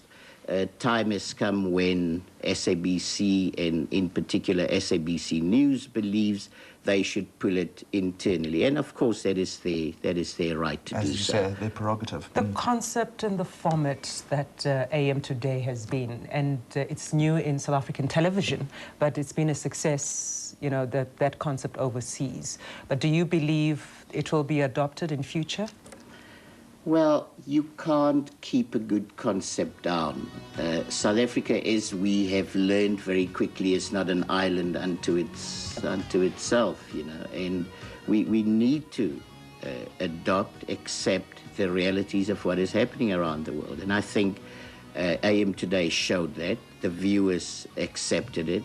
The advertising industry, who initially were very anti-breakfast, I think we forget that am2day has 56% of the morning audience right now. So, yes, the formula works, and I don't think we live in isolation here, that we could just create something which we believe is not of global standards. Barney, as we draw to a close, what sense are you getting from viewers and from the advertising industry? That's difficult for me to say. You know, Jeremy, we live in the age of the remote control. We live in the age of television on demand. It's difficult for one to predict what they will say, but safe to say one has got to produce consumer-friendly, whatever the product is you're going to sell. And am2day is nothing but a product. And, of course, viewers, depending on what... and again, I must take the opportunity at this stage, in case I forget, to wish Morning Live, the new breakfast show, which will come and stream on Monday, wish them all the success. And, of course, if you do the right thing, the viewers will back you. And also let me thank, you know, a wonderful, wonderful team, because without this wonderful team, am2day could never have been a reality. To you, to Nothemba, to the Cape Town gang, to the Durban gang, and especially, I think, to Dani Ferreira, whose real head and whose real drive this was, to Neil, to Dudu, to the so-called backroom boys. I think it's opened up a wealth of opportunities for us all. And it's been a great learning curve. It's been a great learning curve. So, you know, to answer Nothemba's question, will it surface again? You can't keep this team of highly talented people down. I know Jeremy has surfaced as a millionaire host, and I'm sure in good time we will put our plans on the table. Well, Barney, we'll leave it there for this morning. And can we also take this opportunity as well to wish Tracy Going and Vuyo Mbuli and the rest of the gang on Morning Live, who come to your screens on Monday morning, all the very best. But yes, even more important than that, thank you to the viewers as well for being with us for the past 12 months. 270 shows. 270. And what, 1,000, was it 600 guests we've had on the show? Do you want to run through them very quickly? No, we haven't got time. I don't think Clive Simpkins, good morning. Hi, guys. Thought I'd talk as the final show, or the final stint we have together, about choosing a life script. And since it's our swan song show today, thought I'd like to say, set out to be kind to people for the rest of your life. Someone said, oh, but you know, you can't go and handle all situations and all people with kid gloves. I said, absolutely, but you don't also have to handle everyone and everything with a baseball bat. And somebody once came to the Buddha and said, give me your teachings in just a few words. And he said, be good and do good. And that is what I would like to leave with you as we have our last little stint today, and that is to say, be good and do good. That's not the thought for the day. Got one coming up, but that's Which the I approach. won't preempt. You won't preempt. Like he threw that thing away yesterday. But I mean, one in how many thousands we're alive? Yeah. But I mean, that's again. I mean, the life script is important because it's if one is mean and small-minded, that tends to stick, whereas if you're big and magnanimous, it just means a whole lot more to everybody. Jeremy, the problem is quite often when you have been mean and horrible like that, you don't get an opportunity to undo those things, and sometimes there's regret, isn't there? There's regret, and they can't be undone. So rather go in with a gentleness and see whether one can leave a positive and beneficiating impact and impression on the planet. It sounds schmaltzy, but important. It also makes you aware of the good opportunities that are there because your mind and your heart is open to that. Absolutely. Rather than with this evil thought or hardness of you. Yep. Okay, your final last for the day. What happened to the drum roll? What happened to the drum roll? Yes, it's that what you do affects the universe, and you're part of it. Clive, you're a great colleague and friend to all of us, and thanks very much for joining us. Love you lots. And we'll see you a little bit later on as well, because I know there's breakfast waiting. Super. Champagne. Oh, yes. Short break, and we will be back with the 7 o'clock news.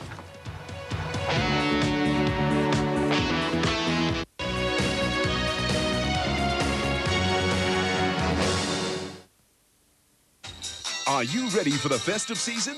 We are. Always getting bigger, always getting better, always getting cheaper. Non-stop pick and pay hypermarket. Get bigger savings like 750-gram Rick coffee, just $19.99.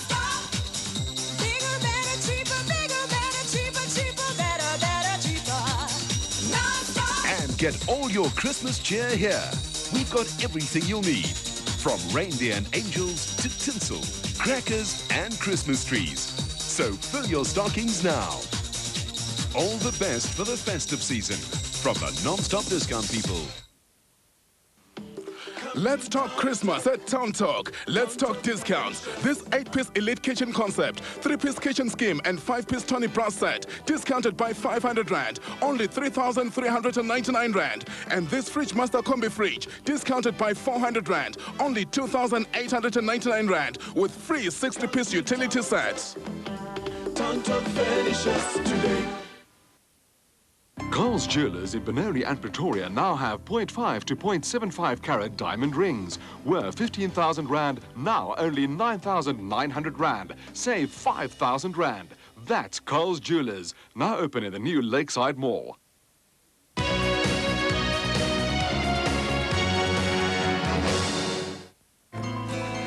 She's red, she's hot, she's fiery, and she's got a brand new hairstyle. Julie hired me with the main news bulletin.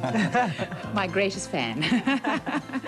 Good morning. In the 7 o'clock news this morning, it's been claimed that germ warfare mastermind Wouter Basson travelled to Libya in the early 1990s to collect money to help pay for Winnie Madikizela Mandela's kidnapping trial. The allegation was made in the Pretoria High Court yesterday by a lawyer representing Basson in his murder and fraud trial. Madikizela Mandela was convicted in 1991 on charges of kidnapping and being an accessory to the assault of 4 youths. Yesterday, advocate Jaap Cilliers confronted state witness Grant Wenzel with the claim, saying it was done with the knowledge of military intelligence. Wenzel, who was instrumental in Basson's arrest in 1997, denied knowing about such a trip. Cilliers told reporters afterwards that the issue would become relevant at a later stage in Basson's trial. President Thabo Mbeki says it would be irresponsible for the government not to heed warnings by medical researchers about the anti-AIDS drug AZT. Addressing the National Council of Provinces yesterday, Mbeki was responding to calls from many South Africans to make the drug freely available at hospitals and clinics. Mbeki said there was a large volume of scientific literature claiming that AZT's toxicity was a danger to health. There was also concern about the legal cases pending in South Africa. The the United Kingdom and the United States regarding the safety of the drug. Health Minister Mantu Chabalala Msimang has been asked to investigate these matters. On the issue of rape, Mbeki criticised the police for publishing statistics in 1997, saying that only 1 rape out of 36 had been reported. He said the SAPS itself did not know what the estimate was. As to how they decided to publish figures which they cannot substantiate in any way whatsoever. Meanwhile, Deputy President Jacob Zuma says he's been misquoted on the issue of chemical castration for habitual rapists. Zuma was speaking in Pretoria yesterday after a memorial service for former Tanzanian President Julius Nyerere. The implications of human rights in relation to that issue. It's not considering even the issue of castration, but what would be the implication of the human rights if such a thing was to be considered in any way. That's all I said. And there was, in fact, a written text which states that. I never said the government is considering castrating people. That's not true. A 38-year-old Humansdorp fisherman has been found guilty of raping and murdering his 113-year-old grandmother. The Port Elizabeth High Court found yesterday that Nomvula Busakwe died a few hours after being raped by her grandson Alfred Olifant earlier this year. Outside the court, people protested against the rape and abuse of women. Olifant pleaded that he'd been too drunk to know what he was doing. But Judge Andre Erasmus said although Olifant had been drinking on the day, he still had the capacity to distinguish between right and wrong. He said Olifant should have foreseen that his actions could result in the death of a woman of that age. Judge Erasmus said although the deceased was 113 years old, she still led a quality life. Sentencing has been postponed until the end of next month.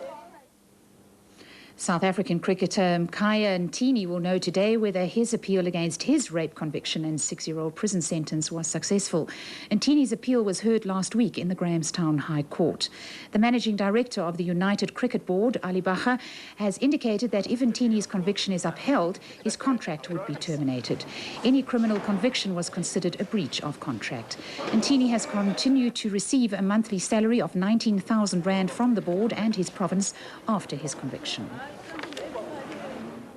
The death toll in this week's flooding in KwaZulu-Natal has now risen to 5. 3 more bodies were found near Durban Harbour yesterday.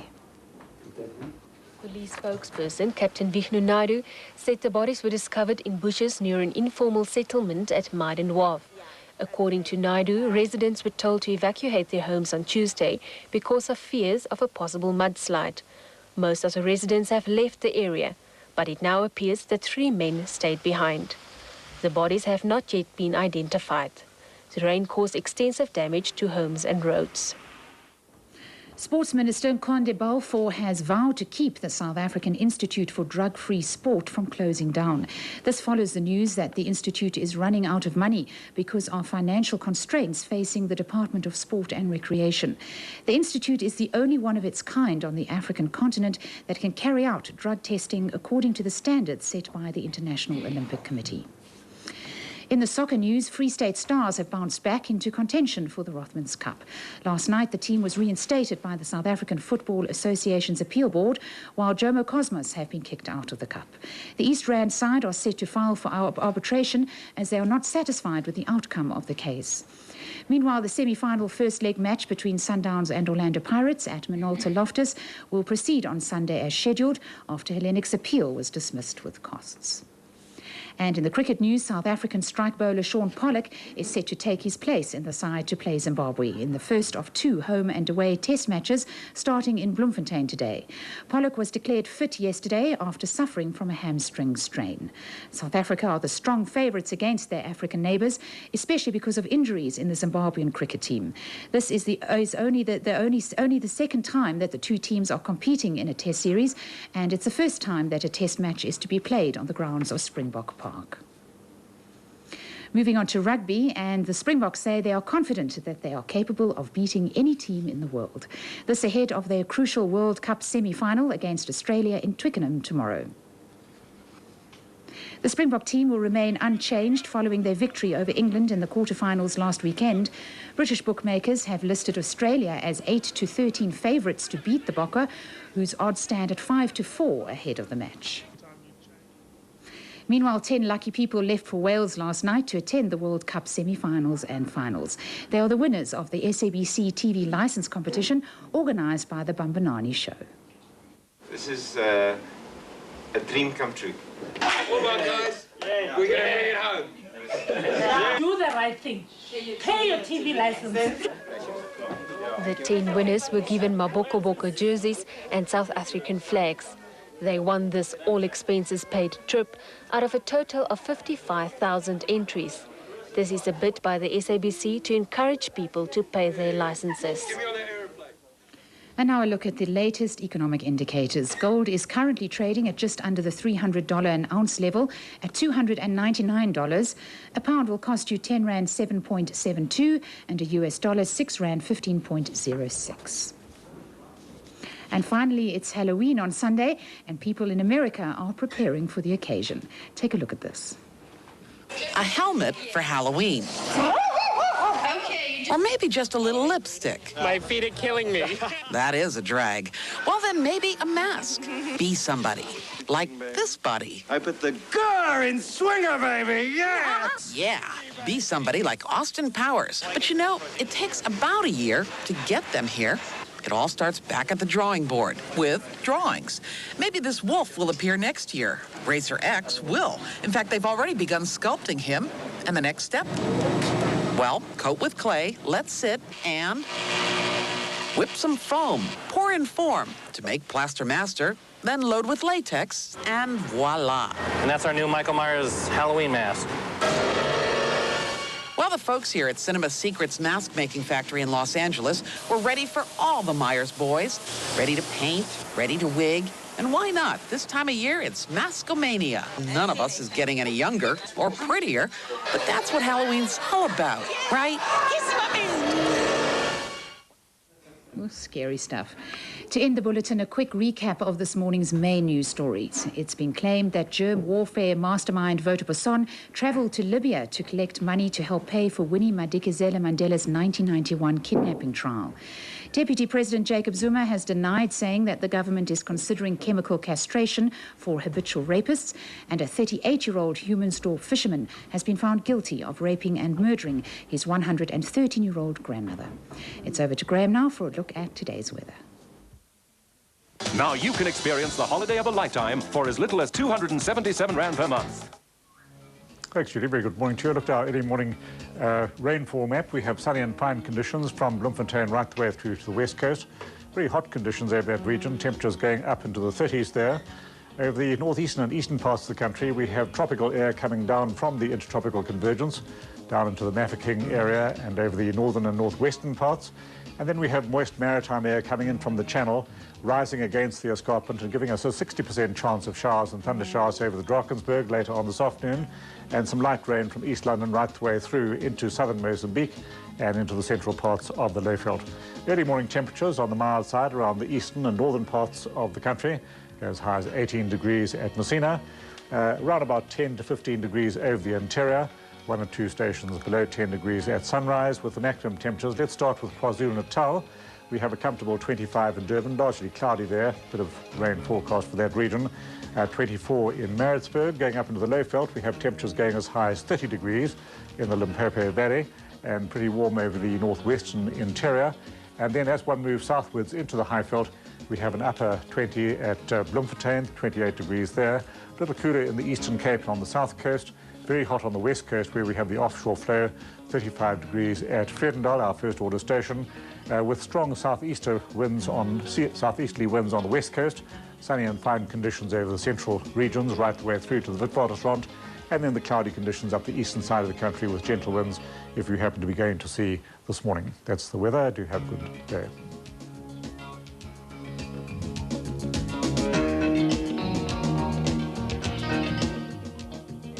Join the Holiday Club now. Our consultants are waiting for your call.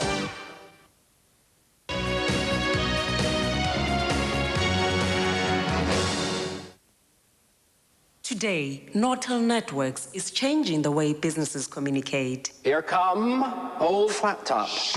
He come grooving up slowly. He got juju eyeball. He's saying, I know you. You know me. One thing I can tell you is you've got to be free. Come together. Bringing it all together with the true power of the internet. Come together. Nortel Networks. Right now. How the world shares ideas. Over me.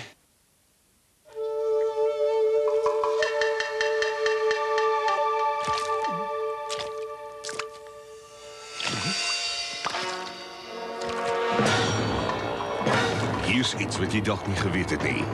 Elke Kellogg's Rice Krispie word van 'n egte ryskorrel gemaak. Daarom is dit propvol voedingskrag en gee dit jou hoop en energie vir 'n hele oggend se gewerskaf. Kellogg's Rice Krispies. Direk van die graan af. The Holiday Club offers you a choice of over 160 self-catering holiday resorts throughout South Africa. Experience African sunsets at their best, the bush, birds in abundance, game, and the knowledge of the game rangers. Mix it with swimming, hiking, good food, and the smells of Africa. The Holiday Club has 28 self-catering holiday resorts in Mpumalanga and Northern Province. The Holiday Club, holidays for the new millennium. Think about it. Our consultants are waiting for your call. Millions of people worldwide will celebrate the millennium this Christmas in the One Light, One World project. Join the celebration by purchasing a certified replica of the scented terracotta Nazareth 2000 oil lamp as used 2,000 years ago in the Holy Land. Call us now to order your Nazareth 2000 oil lamp and join the world as they light the official lamp at midnight on the 24th of December.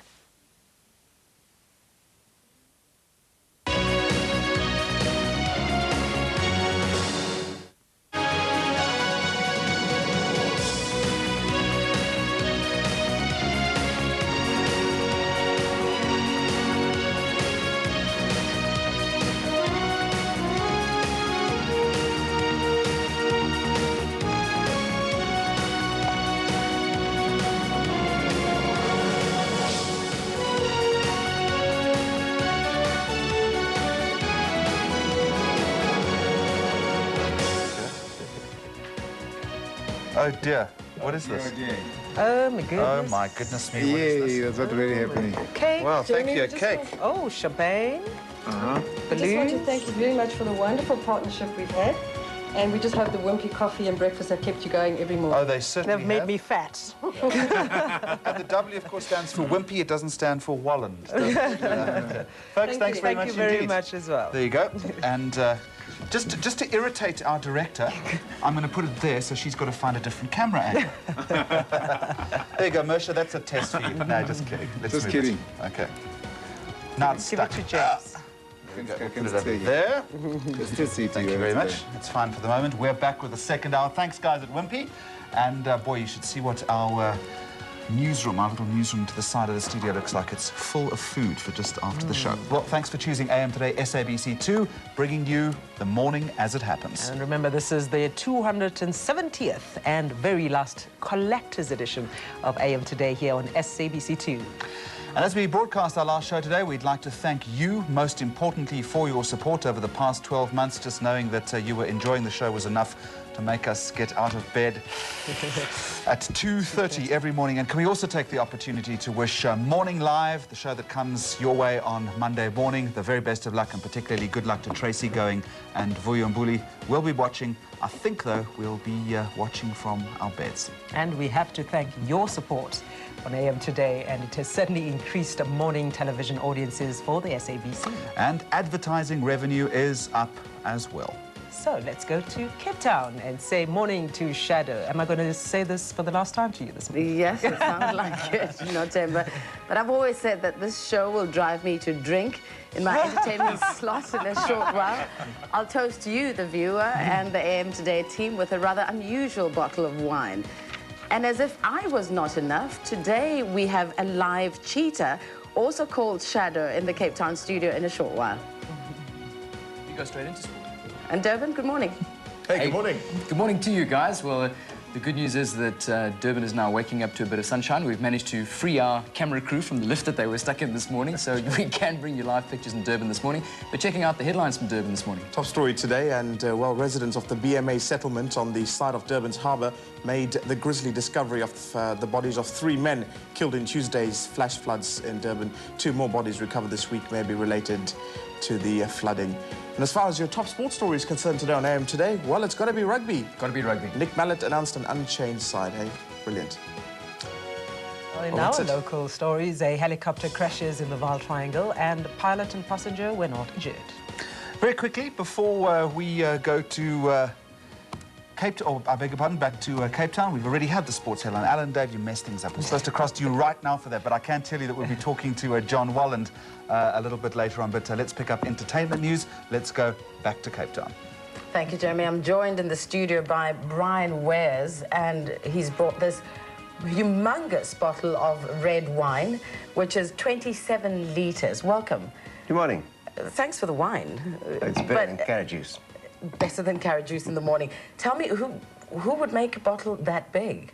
Well, this is part of a collection of 11 bottles, and it's especially been bottled for the millennium. And it's really a collector's item, so corporations and very wealthy people and people that's absolutely nuts about wine must probably buy this collection. For how much? At the unbelievably low price of 17,999 Rand, you can buy it at any of the hyperamas in South Africa. 17,000, you said? 17,900 Rand. Now, I'm told it has a biblical name. What's it called? The one 2 sizes smaller than this is about a 15-litre bottle, and that's called a Nebuchadnezzar. This one, unfortunately, they haven't given a name yet. Not yet, But I think when we finish the bottle, we will find a name for it. Can you actually drink what's in there? Is it real wine? It's an absolutely fantastic wine. It's a lovely Cab Sauvignon that's blended with a Merlot. Okay, shall we taste this? It's very nice. Oh. It's very expensive, but very nice. There's something in there. But how do you pour this whole bottle of wine? You need 10 people to carry it. No, in actual fact, what you got to do is you got to start with a small one, and then when you get to number 10, you're quite strong enough to pour that big bottle. I can imagine. And you say all of only how many? There are 20 of these sets available in South Africa, and exclusive to the Hyperama. And at 17,990 Rand, wow. It's a steal, it's a bargain. I'm sure we're going to start drinking it now on AM Today just to say goodbye to all the team. But Jeremy, would you like one for Christmas? Shado, I was just going to say there's a whole Cape wine farm in one bottle. It's amazing. Well, Shado, actually, still on entertainment, the creators of Madam and Eve are with us till the end of the show. In fact, Steve, you're back. What have you got up for you? What are you going to do for us later? Well, being it's the last show, we have something very special planned, something we have never done before on live national television. We are going to create an original cartoon. We don't know what it is. You're going to give us the idea, and we're going to do that under 1 minute, under extremely dangerous conditions. David Copperfield, eat your heart out, babe. We are going to do it, and it's going to be incredible. So don't touch that dial. Absolutely. 17 minutes past 7 o'clock. Stay tuned for that one. Let's go. Cross studio. Yeah. Leave our cake alone. You can have some later. Let's get the horses first. Yeah, sure. Thank you, Jeremy. Thank you, Nothemba. Machironi. The good news for South African racing public is that from tomorrow they'll be able to place bet on Zimbabwean racing. The main race at Barrow-Dale on Saturday is the Schweppes Cup. It's a race to be run over 1,200 meters down the straight, a grade 3 with that one. And this race is the one which bets will be accepted from. The big race over the weekend is the 200,000 Rand Elevation Stakes, grade 2, the race to be run over 2,000 meters at Gosford Park on Sunday. All 15 runners which will feature in this race are entered for the richest race in Africa, the 2 million Rand Summer Handicap, to be run at Trefontein at the end of November. The performances of the horse that are in the Elevation Stakes will be closely watched, as for some of them will be having their last runs before the big race. AM Today top tip for Gosford Park comes up in race number 9. That's the final leg of the Pixies and the place accumulator. Horse number 1, Cerulean. This one is trained by Jeff Friedman at Newmarket, to be ridden by Pierre Striker straight on.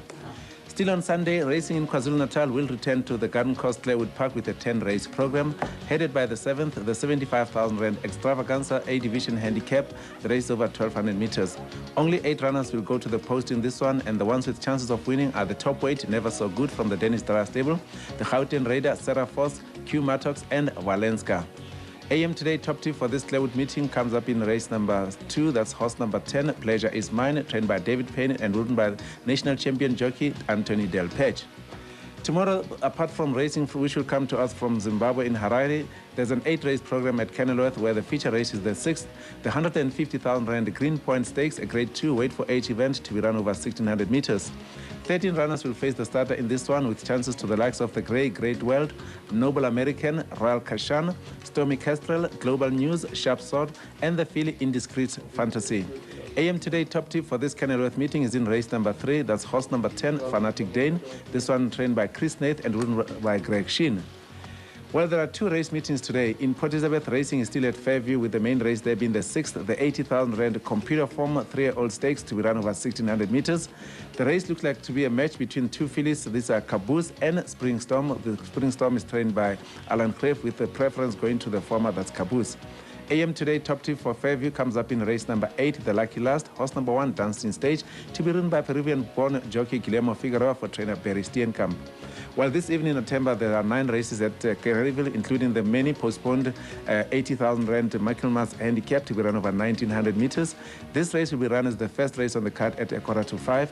And the main race at Kerryville this evening, it's the 6th, the 49,000 Rand Sugar Coast Tourism Allowance Plate over 1,400 meters. AM Today top tip for this Kerryville night race meeting is in the 7th race. That's horse number 5, St. Philippi, for trainer Mike Riley, ridden by Gavin Van Sale. Well, that's it about racing on AM Today. I'll surely miss this morning. James, let me tell you, we are going to miss you terribly. We really are. You've been a great friend, and thank you very much for all the work you've done this year. Yesterday morning, I was not in the bath. I was in the bus. Someone said you were in the bath. I don't know why they said that to me. And Jeremy got excited. I don't know why. No, I was in the bus to Kimberley. But James, personally, I'm going to miss the cup of coffee you make for me every morning. I know, Nothemba. I even missed it yesterday morning. I mean, it's... Well, while you were in the bath. James, as a token of our appreciation, have a special AM Today balloon. Fly away. Give it to Pierre Striker straight on. Thank you, James. That's it. Thank you.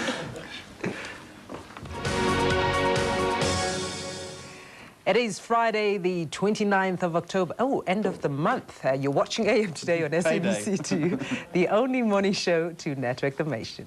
But first, let's break away regionally for an update from your part of the country.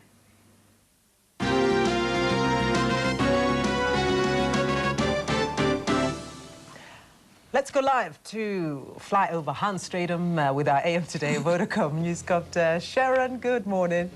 Good morning. We overhead Hansstradum, as you can see, and the Western Bypass this morning is exceptionally busy. There's no accidents on this road to report, but we've got collisions on Main Reef Road and Shamrock, that's in the Germiston area, and on Harrison and Leeds, that's in the Bromfontein area. And then we've got broken down vehicle on the N12 East on the Diepkloof interchange and on the N1 North at the Mariesburg off-ramp. We've got a few defective robots. We've got Smith Street on the M1 North, Ravonian Summit, Ravonian Outspan, and Ravonian Alon.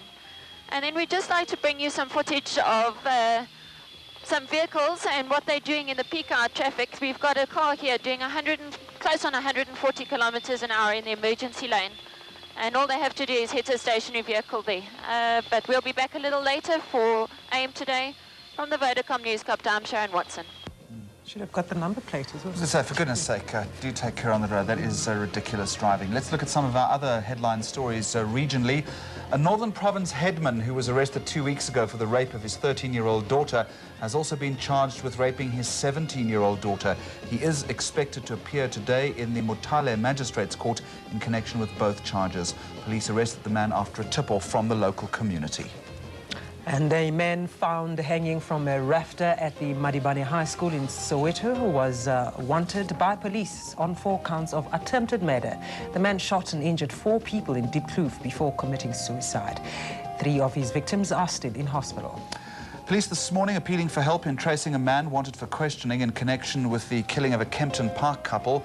Ian and Dean Chaplin were murdered in what seemed to be a quarrel over a business deal.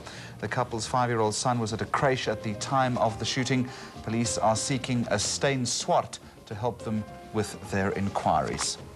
The case against Ricardo Giaza and 4 other men accused of mistreating the controversial Thuli elephants will proceed. That's according to the NSPCA. The case was earlier removed from the Brits Magistrates Court roll on a technicality. Well, some more news from the courts. A Boksburg man has been found guilty by a Johannesburg magistrate for failing to pay his television license. He had objected to paying because of fewer Afrikaans language programs. And lastly, a taxi driver said to have been fleeing gunmen ran to his death when he was allegedly shot by cash-in-transit security personnel at Pretoria's Linwood Ridge Mall. The man was seen running across Linwood Road with a 9mm pistol in his hand. Guards thought that he was going to attack them and open fire. And those are the top stories from the region. And you're watching AM Today. It's 27 minutes past 7.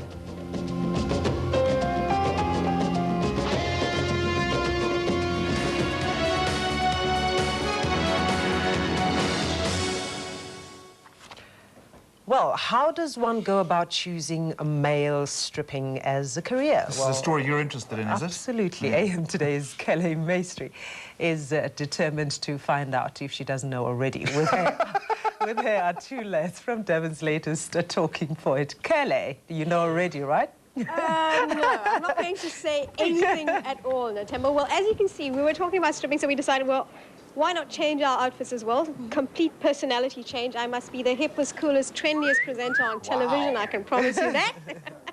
Well, unfortunately, both my strippers are running late. They probably couldn't find any clothes this morning. So I'm going to tell you this, though. We had a quick chat with them yesterday, and I was quite keen to find out, you know, what forces a man into this, because it's sort of an entertainment, and when we went there, it was very upmarket. It looked like a lot of fun.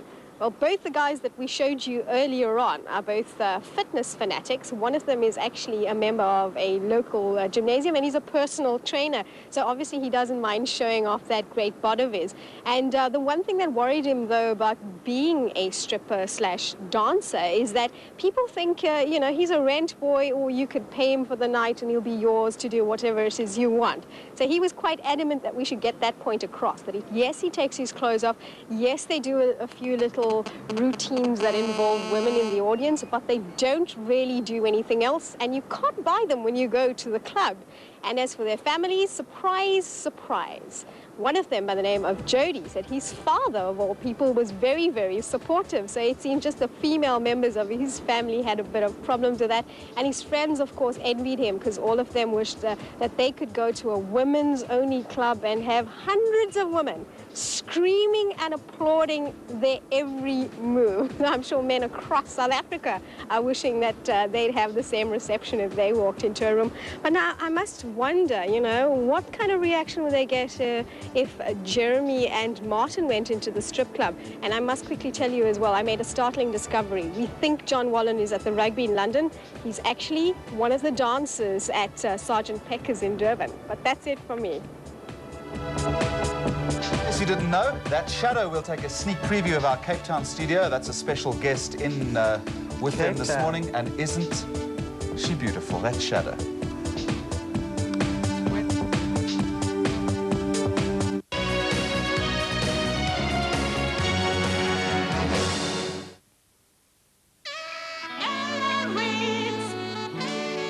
Merry Christmas from Ellery.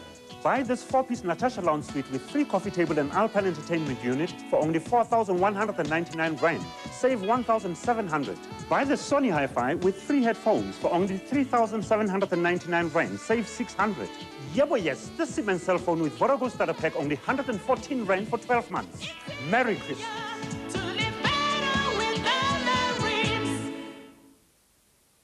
I predict a dramatic fall in your motor insurance premiums. Ask your broker to investigate Taurus, a unique rating method from Regent that rates your lifestyle, not your no-claim bonus. Add a Netstar tracking system and your premiums could fall by 25%. It's not written in the stars. It's written in the policy document. Regent Insurance. They see the future. Regent Insurance Company Limited.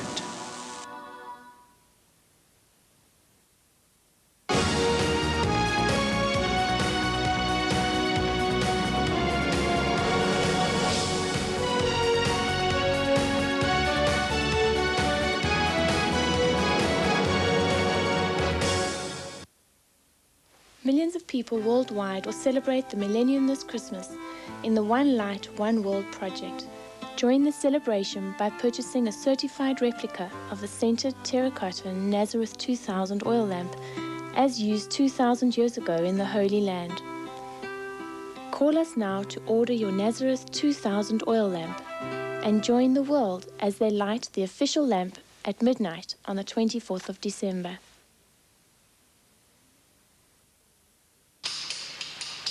Wêrelderfenisstatus vir die Sterkfontein grotte, plus is casinovoordele in die Kromdraaigebied. Is die konflik onvermydelik of kan daar tot 'n vergelyk gekom word? Sondag aand om 9:15, 50:50 op SABC 2.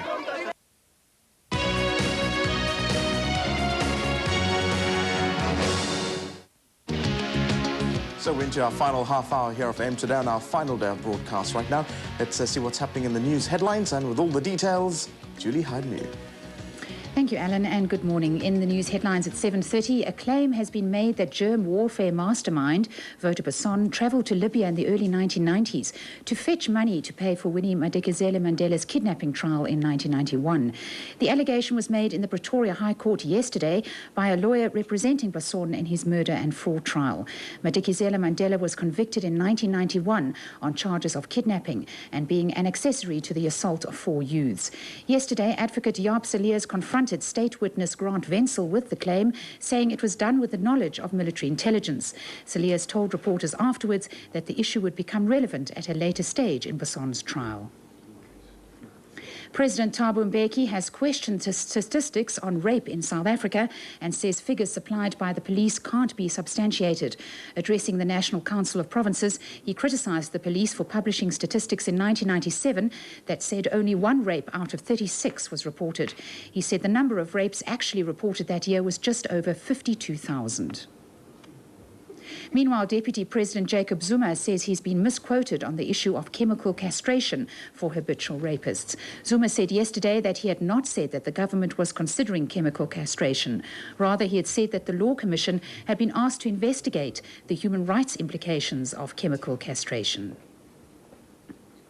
The Humansdorp fisherman who raped and murdered his 113-year-old grandmother has been found guilty in the Port Elizabeth High Court.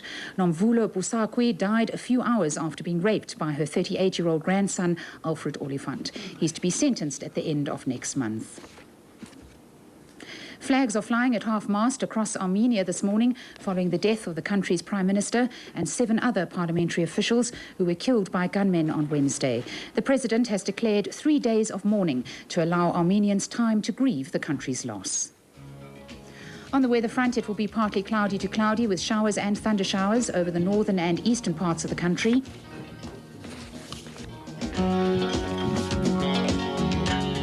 Are expected over the interior with fresh to strong winds around the coast. It will be very hot over the central and western regions and in the Lowveld, and mild to warm elsewhere. I'll be back just before 8 o'clock with an update of the news. We're talking sport up next.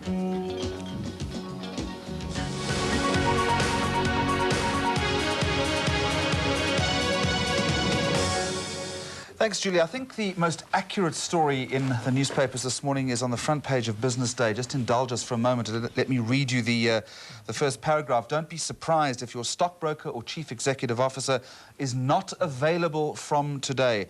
Chances are they're on business in London, just in time for the semi-final clash between the Boks and Australia tomorrow. And yes, 6 Boeing 747 flights have already been set out to certainly Well, ferry let's them go live to London, and that's where we found our man, John Wallen. John, very good morning to you. Yeah, very good morning to you, Jeremy. And as I speak to you now, I look out onto the River Thames, and it looks as if it's going to be another beautiful London morning. Since I arrived here on Tuesday, the weather has been absolutely superb, Jeremy. I brought a lot of warm stuff, but I haven't had to put any of that stuff on. It's been absolutely marvellous. But what does worry me a little bit is that there seems to be a lack of Springbok support here. And Nothemba just saying that a whole lot of jumbo have been put aside and extra people coming out here, but you just don't see people walking around supporting the Springboks. Maybe it'll be a different story today. John, are you sure they're not just avoiding you? Well, I don't know. You know, I'm in a place called Isleworth, which is quite near Richmond. And yes, you could be right. Maybe they are, because it's a bit off the beaten track. It's a lovely area, though. And I've been jogging every morning, Jeremy. You'll be happy to note. And Thank you, John. Keeping fit. John, now the feeling here at home is that we're going to beat the Australians tomorrow, and we're certainly going to destroy the New Zealanders on the final. But what is upmost in Nick Mallett's mind, as in what is he concerned about? Well, I think Nick Mallett will be concerned about the forward play, the line-out domination. As I mentioned yesterday, a turnover ball has been a problem for the Wallabies, as well as handling, but that's also been a problem for us, the latter. And I know that Nick will go in there very, very focused. The boys will be very focused. I think that maybe this is the time that the players have peaked. And always at World Cup, you do get a side that tends to do well towards the latter stages. And I think this is really going to be South Africa's moment. I think they've got together as a team. One of the best things was that he didn't make any changes to the side, possibly tempted at some stage to draft Lem Honeyball in somewhere along the way, but he's kept with a tried and tested combination, and I do believe they're going to do it for us on Saturday. One thing's for sure, Twickenham is probably going to be like an Ellis Park, because the majority of the support is going to be from South Africa, and there'll be a lot of, the other support coming from the English supporters. They'll definitely be rooting for South Africa. John, what kind of pressure is Jan de Beer under, do you think?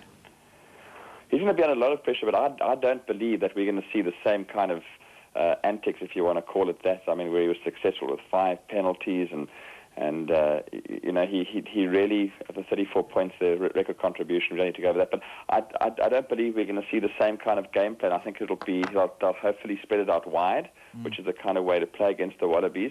But who knows? I mean, South Africa could pull out a Houdini. One thing's for sure, Nick Mallett must have really had to do his homework last week before England, which he did exceptionally well, but he must have had to have done his homework extra especially hard this week for the Wallabies, because that kind of game plan, the Wallabies will definitely see through it. It's going to be a different game altogether, but who knows?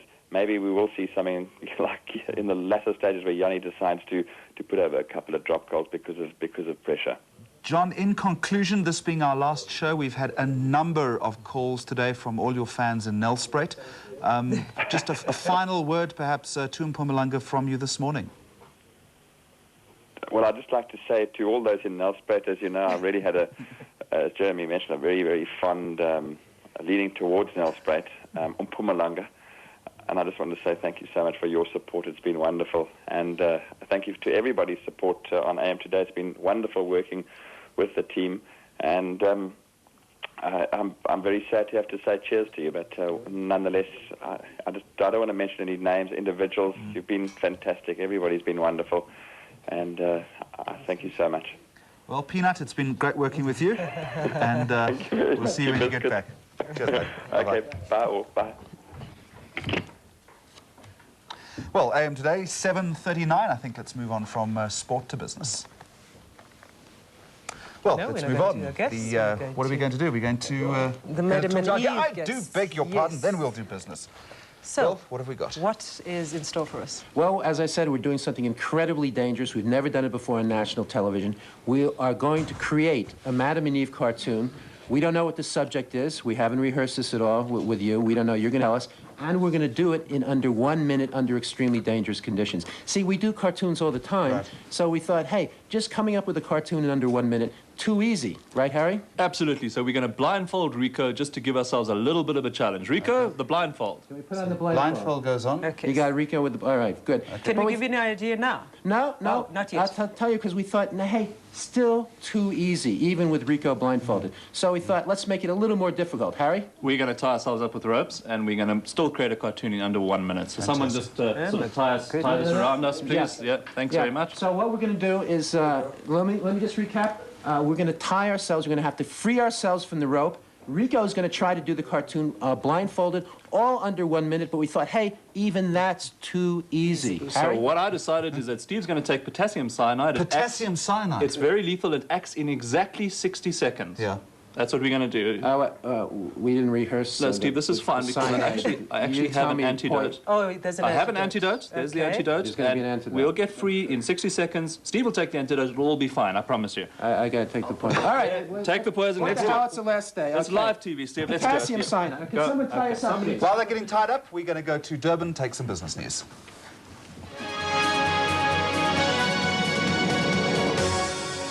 Let's have a quick look at the indicators. Today, gold trading higher in the Far East this morning at $298.50. In Tokyo, stocks have opened the morning session higher. The Nikkei is up 219 points to 17,633.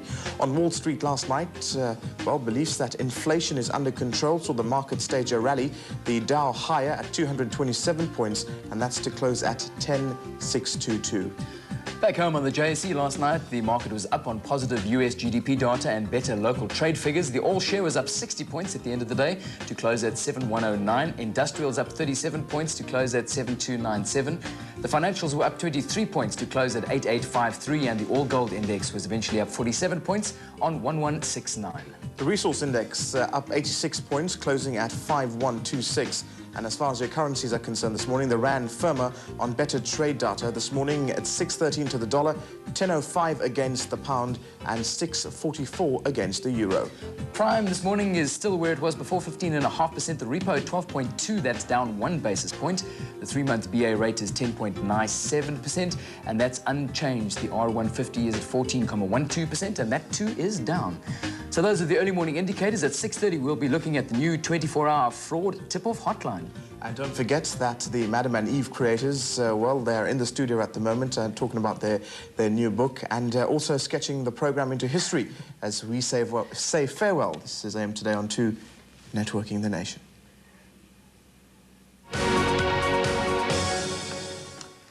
AM Today on SABC2, Friday the 29th of October. Thanks for joining us, the only and the last morning show that started your day. All hell is breaking loose on the final show. We'll hold it together, don't panic. What we are going to do, you biscuit, Alan, we're going to give you a regional break, bring you some news from your part of the country.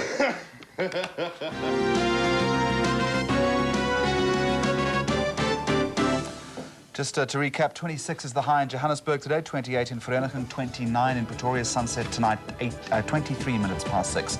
A pilot and his passenger have escaped unscathed when their Robinson helicopter lost power and crashed into a garden in Tureen Street in Vanderbijl Park last night. The pilot was attempting an emergency landing on the ground. The only damage caused was to a precast wall. Dr. Bailie, who is accused of harboring 2 heist suspects that escaped from custody in Pretoria, has himself made a court appearance. He has been warned to appear in court again at the beginning of next month. Let's go live now to the AM Today Vodacom newscopter. Sharon Watson over Crown Mines just south of Johannesburg. Thanks, Jeremy. We're coming up towards the Crown Interchange, and we've got a couple of collisions that's playing havoc with the traffic this morning. They are between Sherwell and Oxford in Rosebank, Main Reef Road and Shamrock, that's in Germiston. We've got a collision on the N17 at Wemapan, and another one at Van Buren and AG de Wet in Bedford View. And then we've got a broken down vehicle on the N1 North Soweto off-ramp. Everything's flowing smoothly in Pretoria at this time, and just one robot out of order at Main and Republic in Randburg. And we'd like to take this opportunity to say farewell to the AM Today team. It's been an absolute honour doing the show with you, and we'll miss you. For AM Today from the Vodacom Newscopter, I'm Sharon Watson.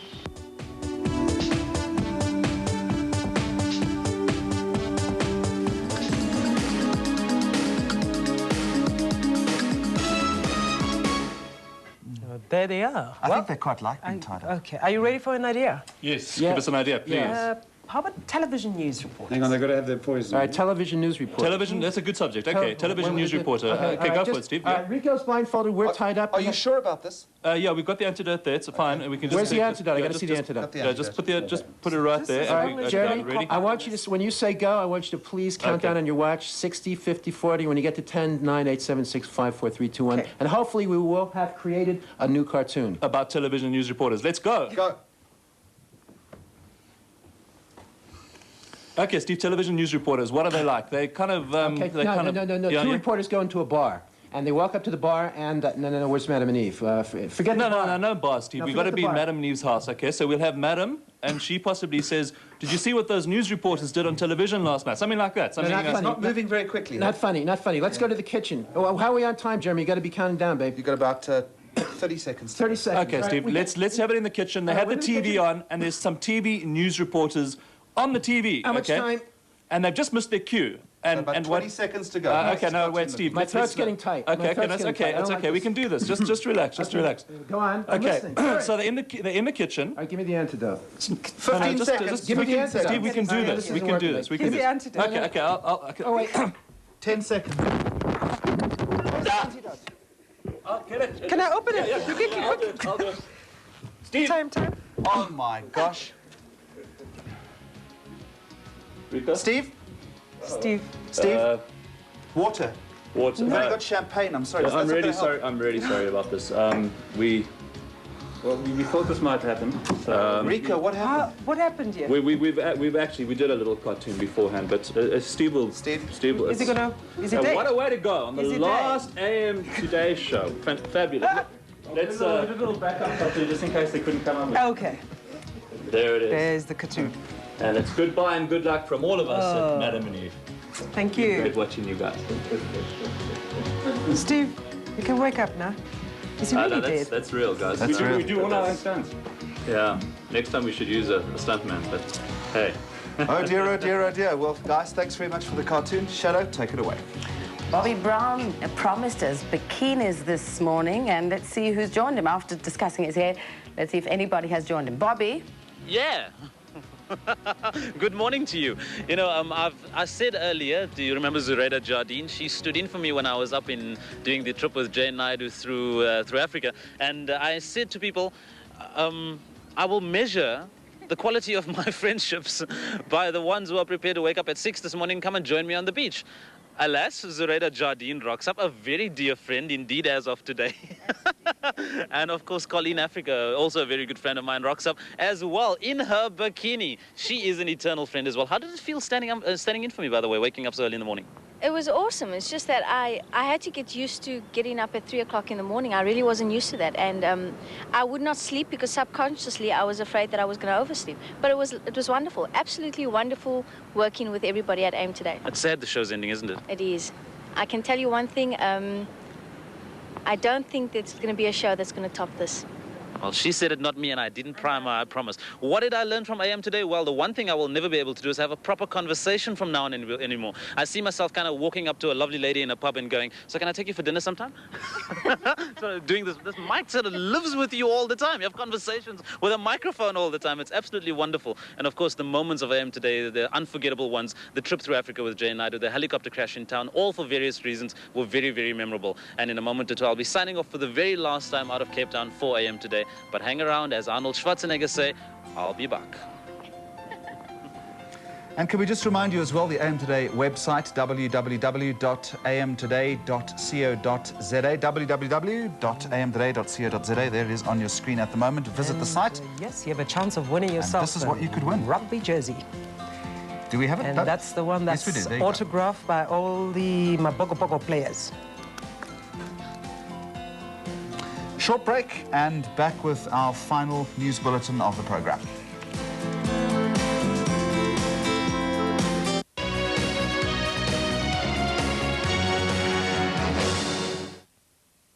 Years of commitment to quality craftsmanship has given us the chance to create a range of exceptional products now on offer to celebrate our 90th birthday, touching the texture of luxury, capturing the perfection of wood.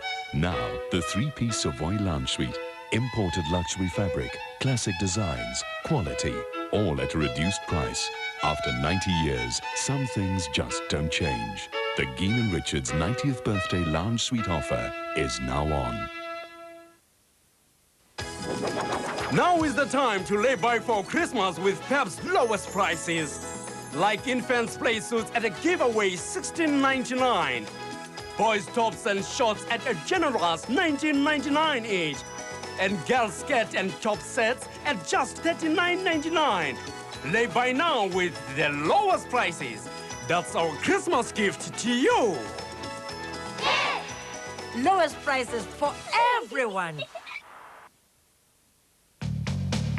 Come to the Lewis Price Markdown and save up to 50%. Save $900 on the top quality 4-piece Brandon. Large wraparound back cushions for solid support, non-sag seating and a high-gloss Emboya finish. All for only $2,999 or just $180 a month. Exclusively yours at the half-price markdown. Now on at Lewis everywhere. This summer, quench your thirst for the great outdoors. Get an amazing Millennium deal on a single or double cab Mazda B Series. Should we try the bikes? Nah, let's go again. Contact your nearest Mazda dealer today.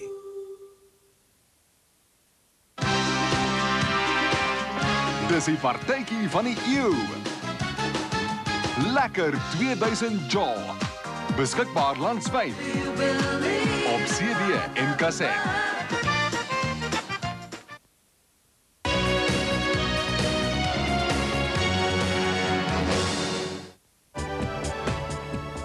You're watching AM Today here on SABC2, and now it gives me great pleasure for the last time on AM Today to introduce Julie Hyde-Mew with the news. Thank you, Kallay, and I'm quite sad to hear that we can't buy those male strippers. Nothemba is desolate. Anyway, the last bulletin of this morning, a claim has been made that germ warfare mastermind Wouter Basson travelled to Libya in the early 1990s to fetch money to pay for Winnie Madikizela Mandela's kidnapping trial in 1991. The allegation was made in the Pretoria High Court yesterday by a lawyer representing Basson in his murder and fraud trial. Madikizela Mandela was convicted in 1991 on charges of kidnapping and being an accessory to the assault of 4 youths. Yesterday, advocate Jaap Cilliers confronted state witness Grant Wenzel with the claim, saying it was done with the knowledge of military intelligence. Cilliers told reporters afterwards that the issue would become relevant at a later stage in Basson's trial. President Thabo Mbeki has questioned statistics on rape in South Africa and says figures supplied by the police can't be substantiated. Addressing the National Council of Provinces, he criticised the police for publishing statistics in 1997 that only 1 rape out of 36 was reported. He said the number of rapes actually reported that year was just over 52,000. Meanwhile, Deputy President Jacob Zuma says he's been misquoted on the issue of chemical castration for habitual rapists. Zuma was speaking in Pretoria yesterday after a memorial service for former Tanzanian President Julius Nyerere. The implications of human rights in relation to that issue. It's not considering even the issue of castration, but what would be the implication of the human rights if such a thing was to be considered in any way. That's all I said. And there was, in fact, a written text which states that. I never said the government is considering castrating people. That's not true. South African cricketer Macleod will know today whether his appeal against his rape conviction and 6-year prison sentence has been successful. Ntini's appeal was heard in the Grahamstown High Court last week. The managing director of the United Cricket Board, Ali Bacher, has indicated that if Ntini's conviction is upheld, his contract will be terminated. Any criminal conviction is considered a breach of contract. Ntini is still receiving a monthly salary of 19,000 rand from the board and his province. Flags are flying at half-mast across Armenia this morning following the death of the country's Prime Minister and 7 other parliamentary officials who were killed by gunmen on Wednesday. The mood in the country is one of uncertainty and fear. Fear after a massacre in the place where laws are made, and fear that something may have changed here, something in the way Armenians see themselves. In all, 8 politicians were shot dead during the parliamentary debate, including the Prime Minister. But government officials insist nothing has changed. While there are many soldiers carrying Kalashnikovs around the Parliament building, the rest of the capital carries on subdued. It's still warm enough to sip tea outdoors here, to have a smoke or chat on a cell phone. The shock of the attack giving way to sadness as 3 days of official mourning begin. Sadness for the loss of a popular prime minister and 7 other officials. And sadness in the knowledge that such a crime could happen here. Well, to all you early birds, that's it from me. I won't be bringing you the early morning news anymore, but I wish you well in waking up with the SABC's news show. It's over to Graham now for the final weather forecast on AM Today. Thanks, Julie. A very good morning to you. We have showers up the east coast. We have thunder showers over the northern interior, over the eastern interior. Very good chance over the Drakensberg with mild conditions this morning over most of the country. Maximum temperatures very hot over the northern regions. Middle 20s for much of KwaZulu-Natal and middle and upper 20s for the Highveld. A little cooler at the Eastern Cape. On the Cape South Coast, we go down as low as 22 degrees at George. Very hot over the western interior, temperatures well into the 30s there. And sunny conditions over the central and western regions. Partly cloudy to cloudy conditions elsewhere. Fairly strong southeasterly winds on the west coast. And we expect very similar conditions to these over the weekend. So do have a good day and a good weekend. There we go. Cherries. Wat is op die koek? Oh, Cheers, Stooks. Thanks very much. Bye. Have some cake. Bobby, where are you, Bobby? Bobby! Got no earpiece, so you got to cue me loud. Come gather around, guys.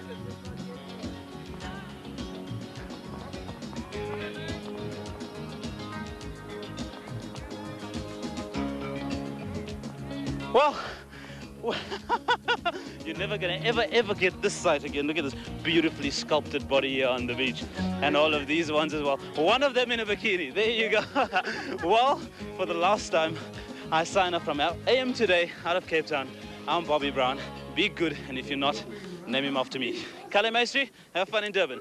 Well, I certainly will, Bobby, but before I say that, thank you to everyone who's helped us, my crew, everyone involved, the venues, Alice, all my guests. And we managed to find the stripper after all. He's now going to do a little demonstration, so adios.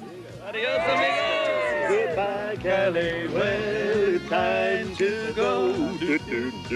Goodbye, Kallay. Well, we love you. No.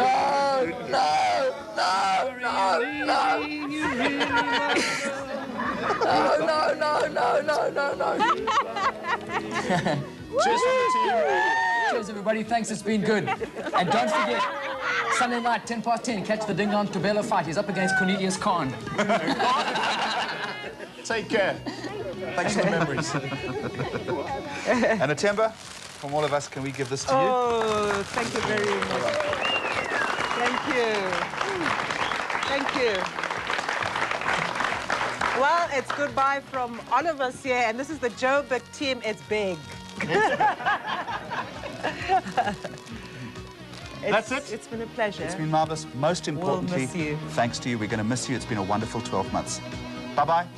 Have a great weekend. Bye. Go Box! And cheers. Yes, we're winning tomorrow.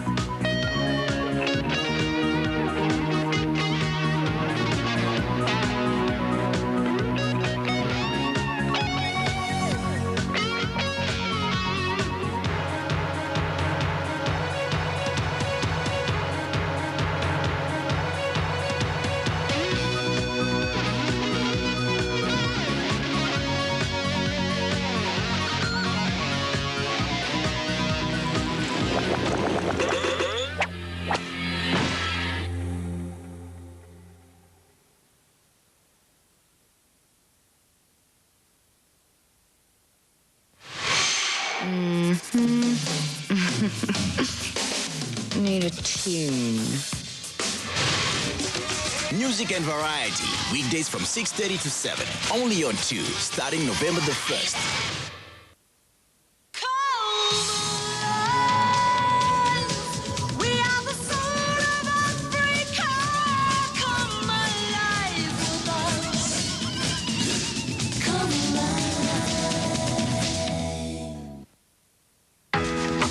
63 days.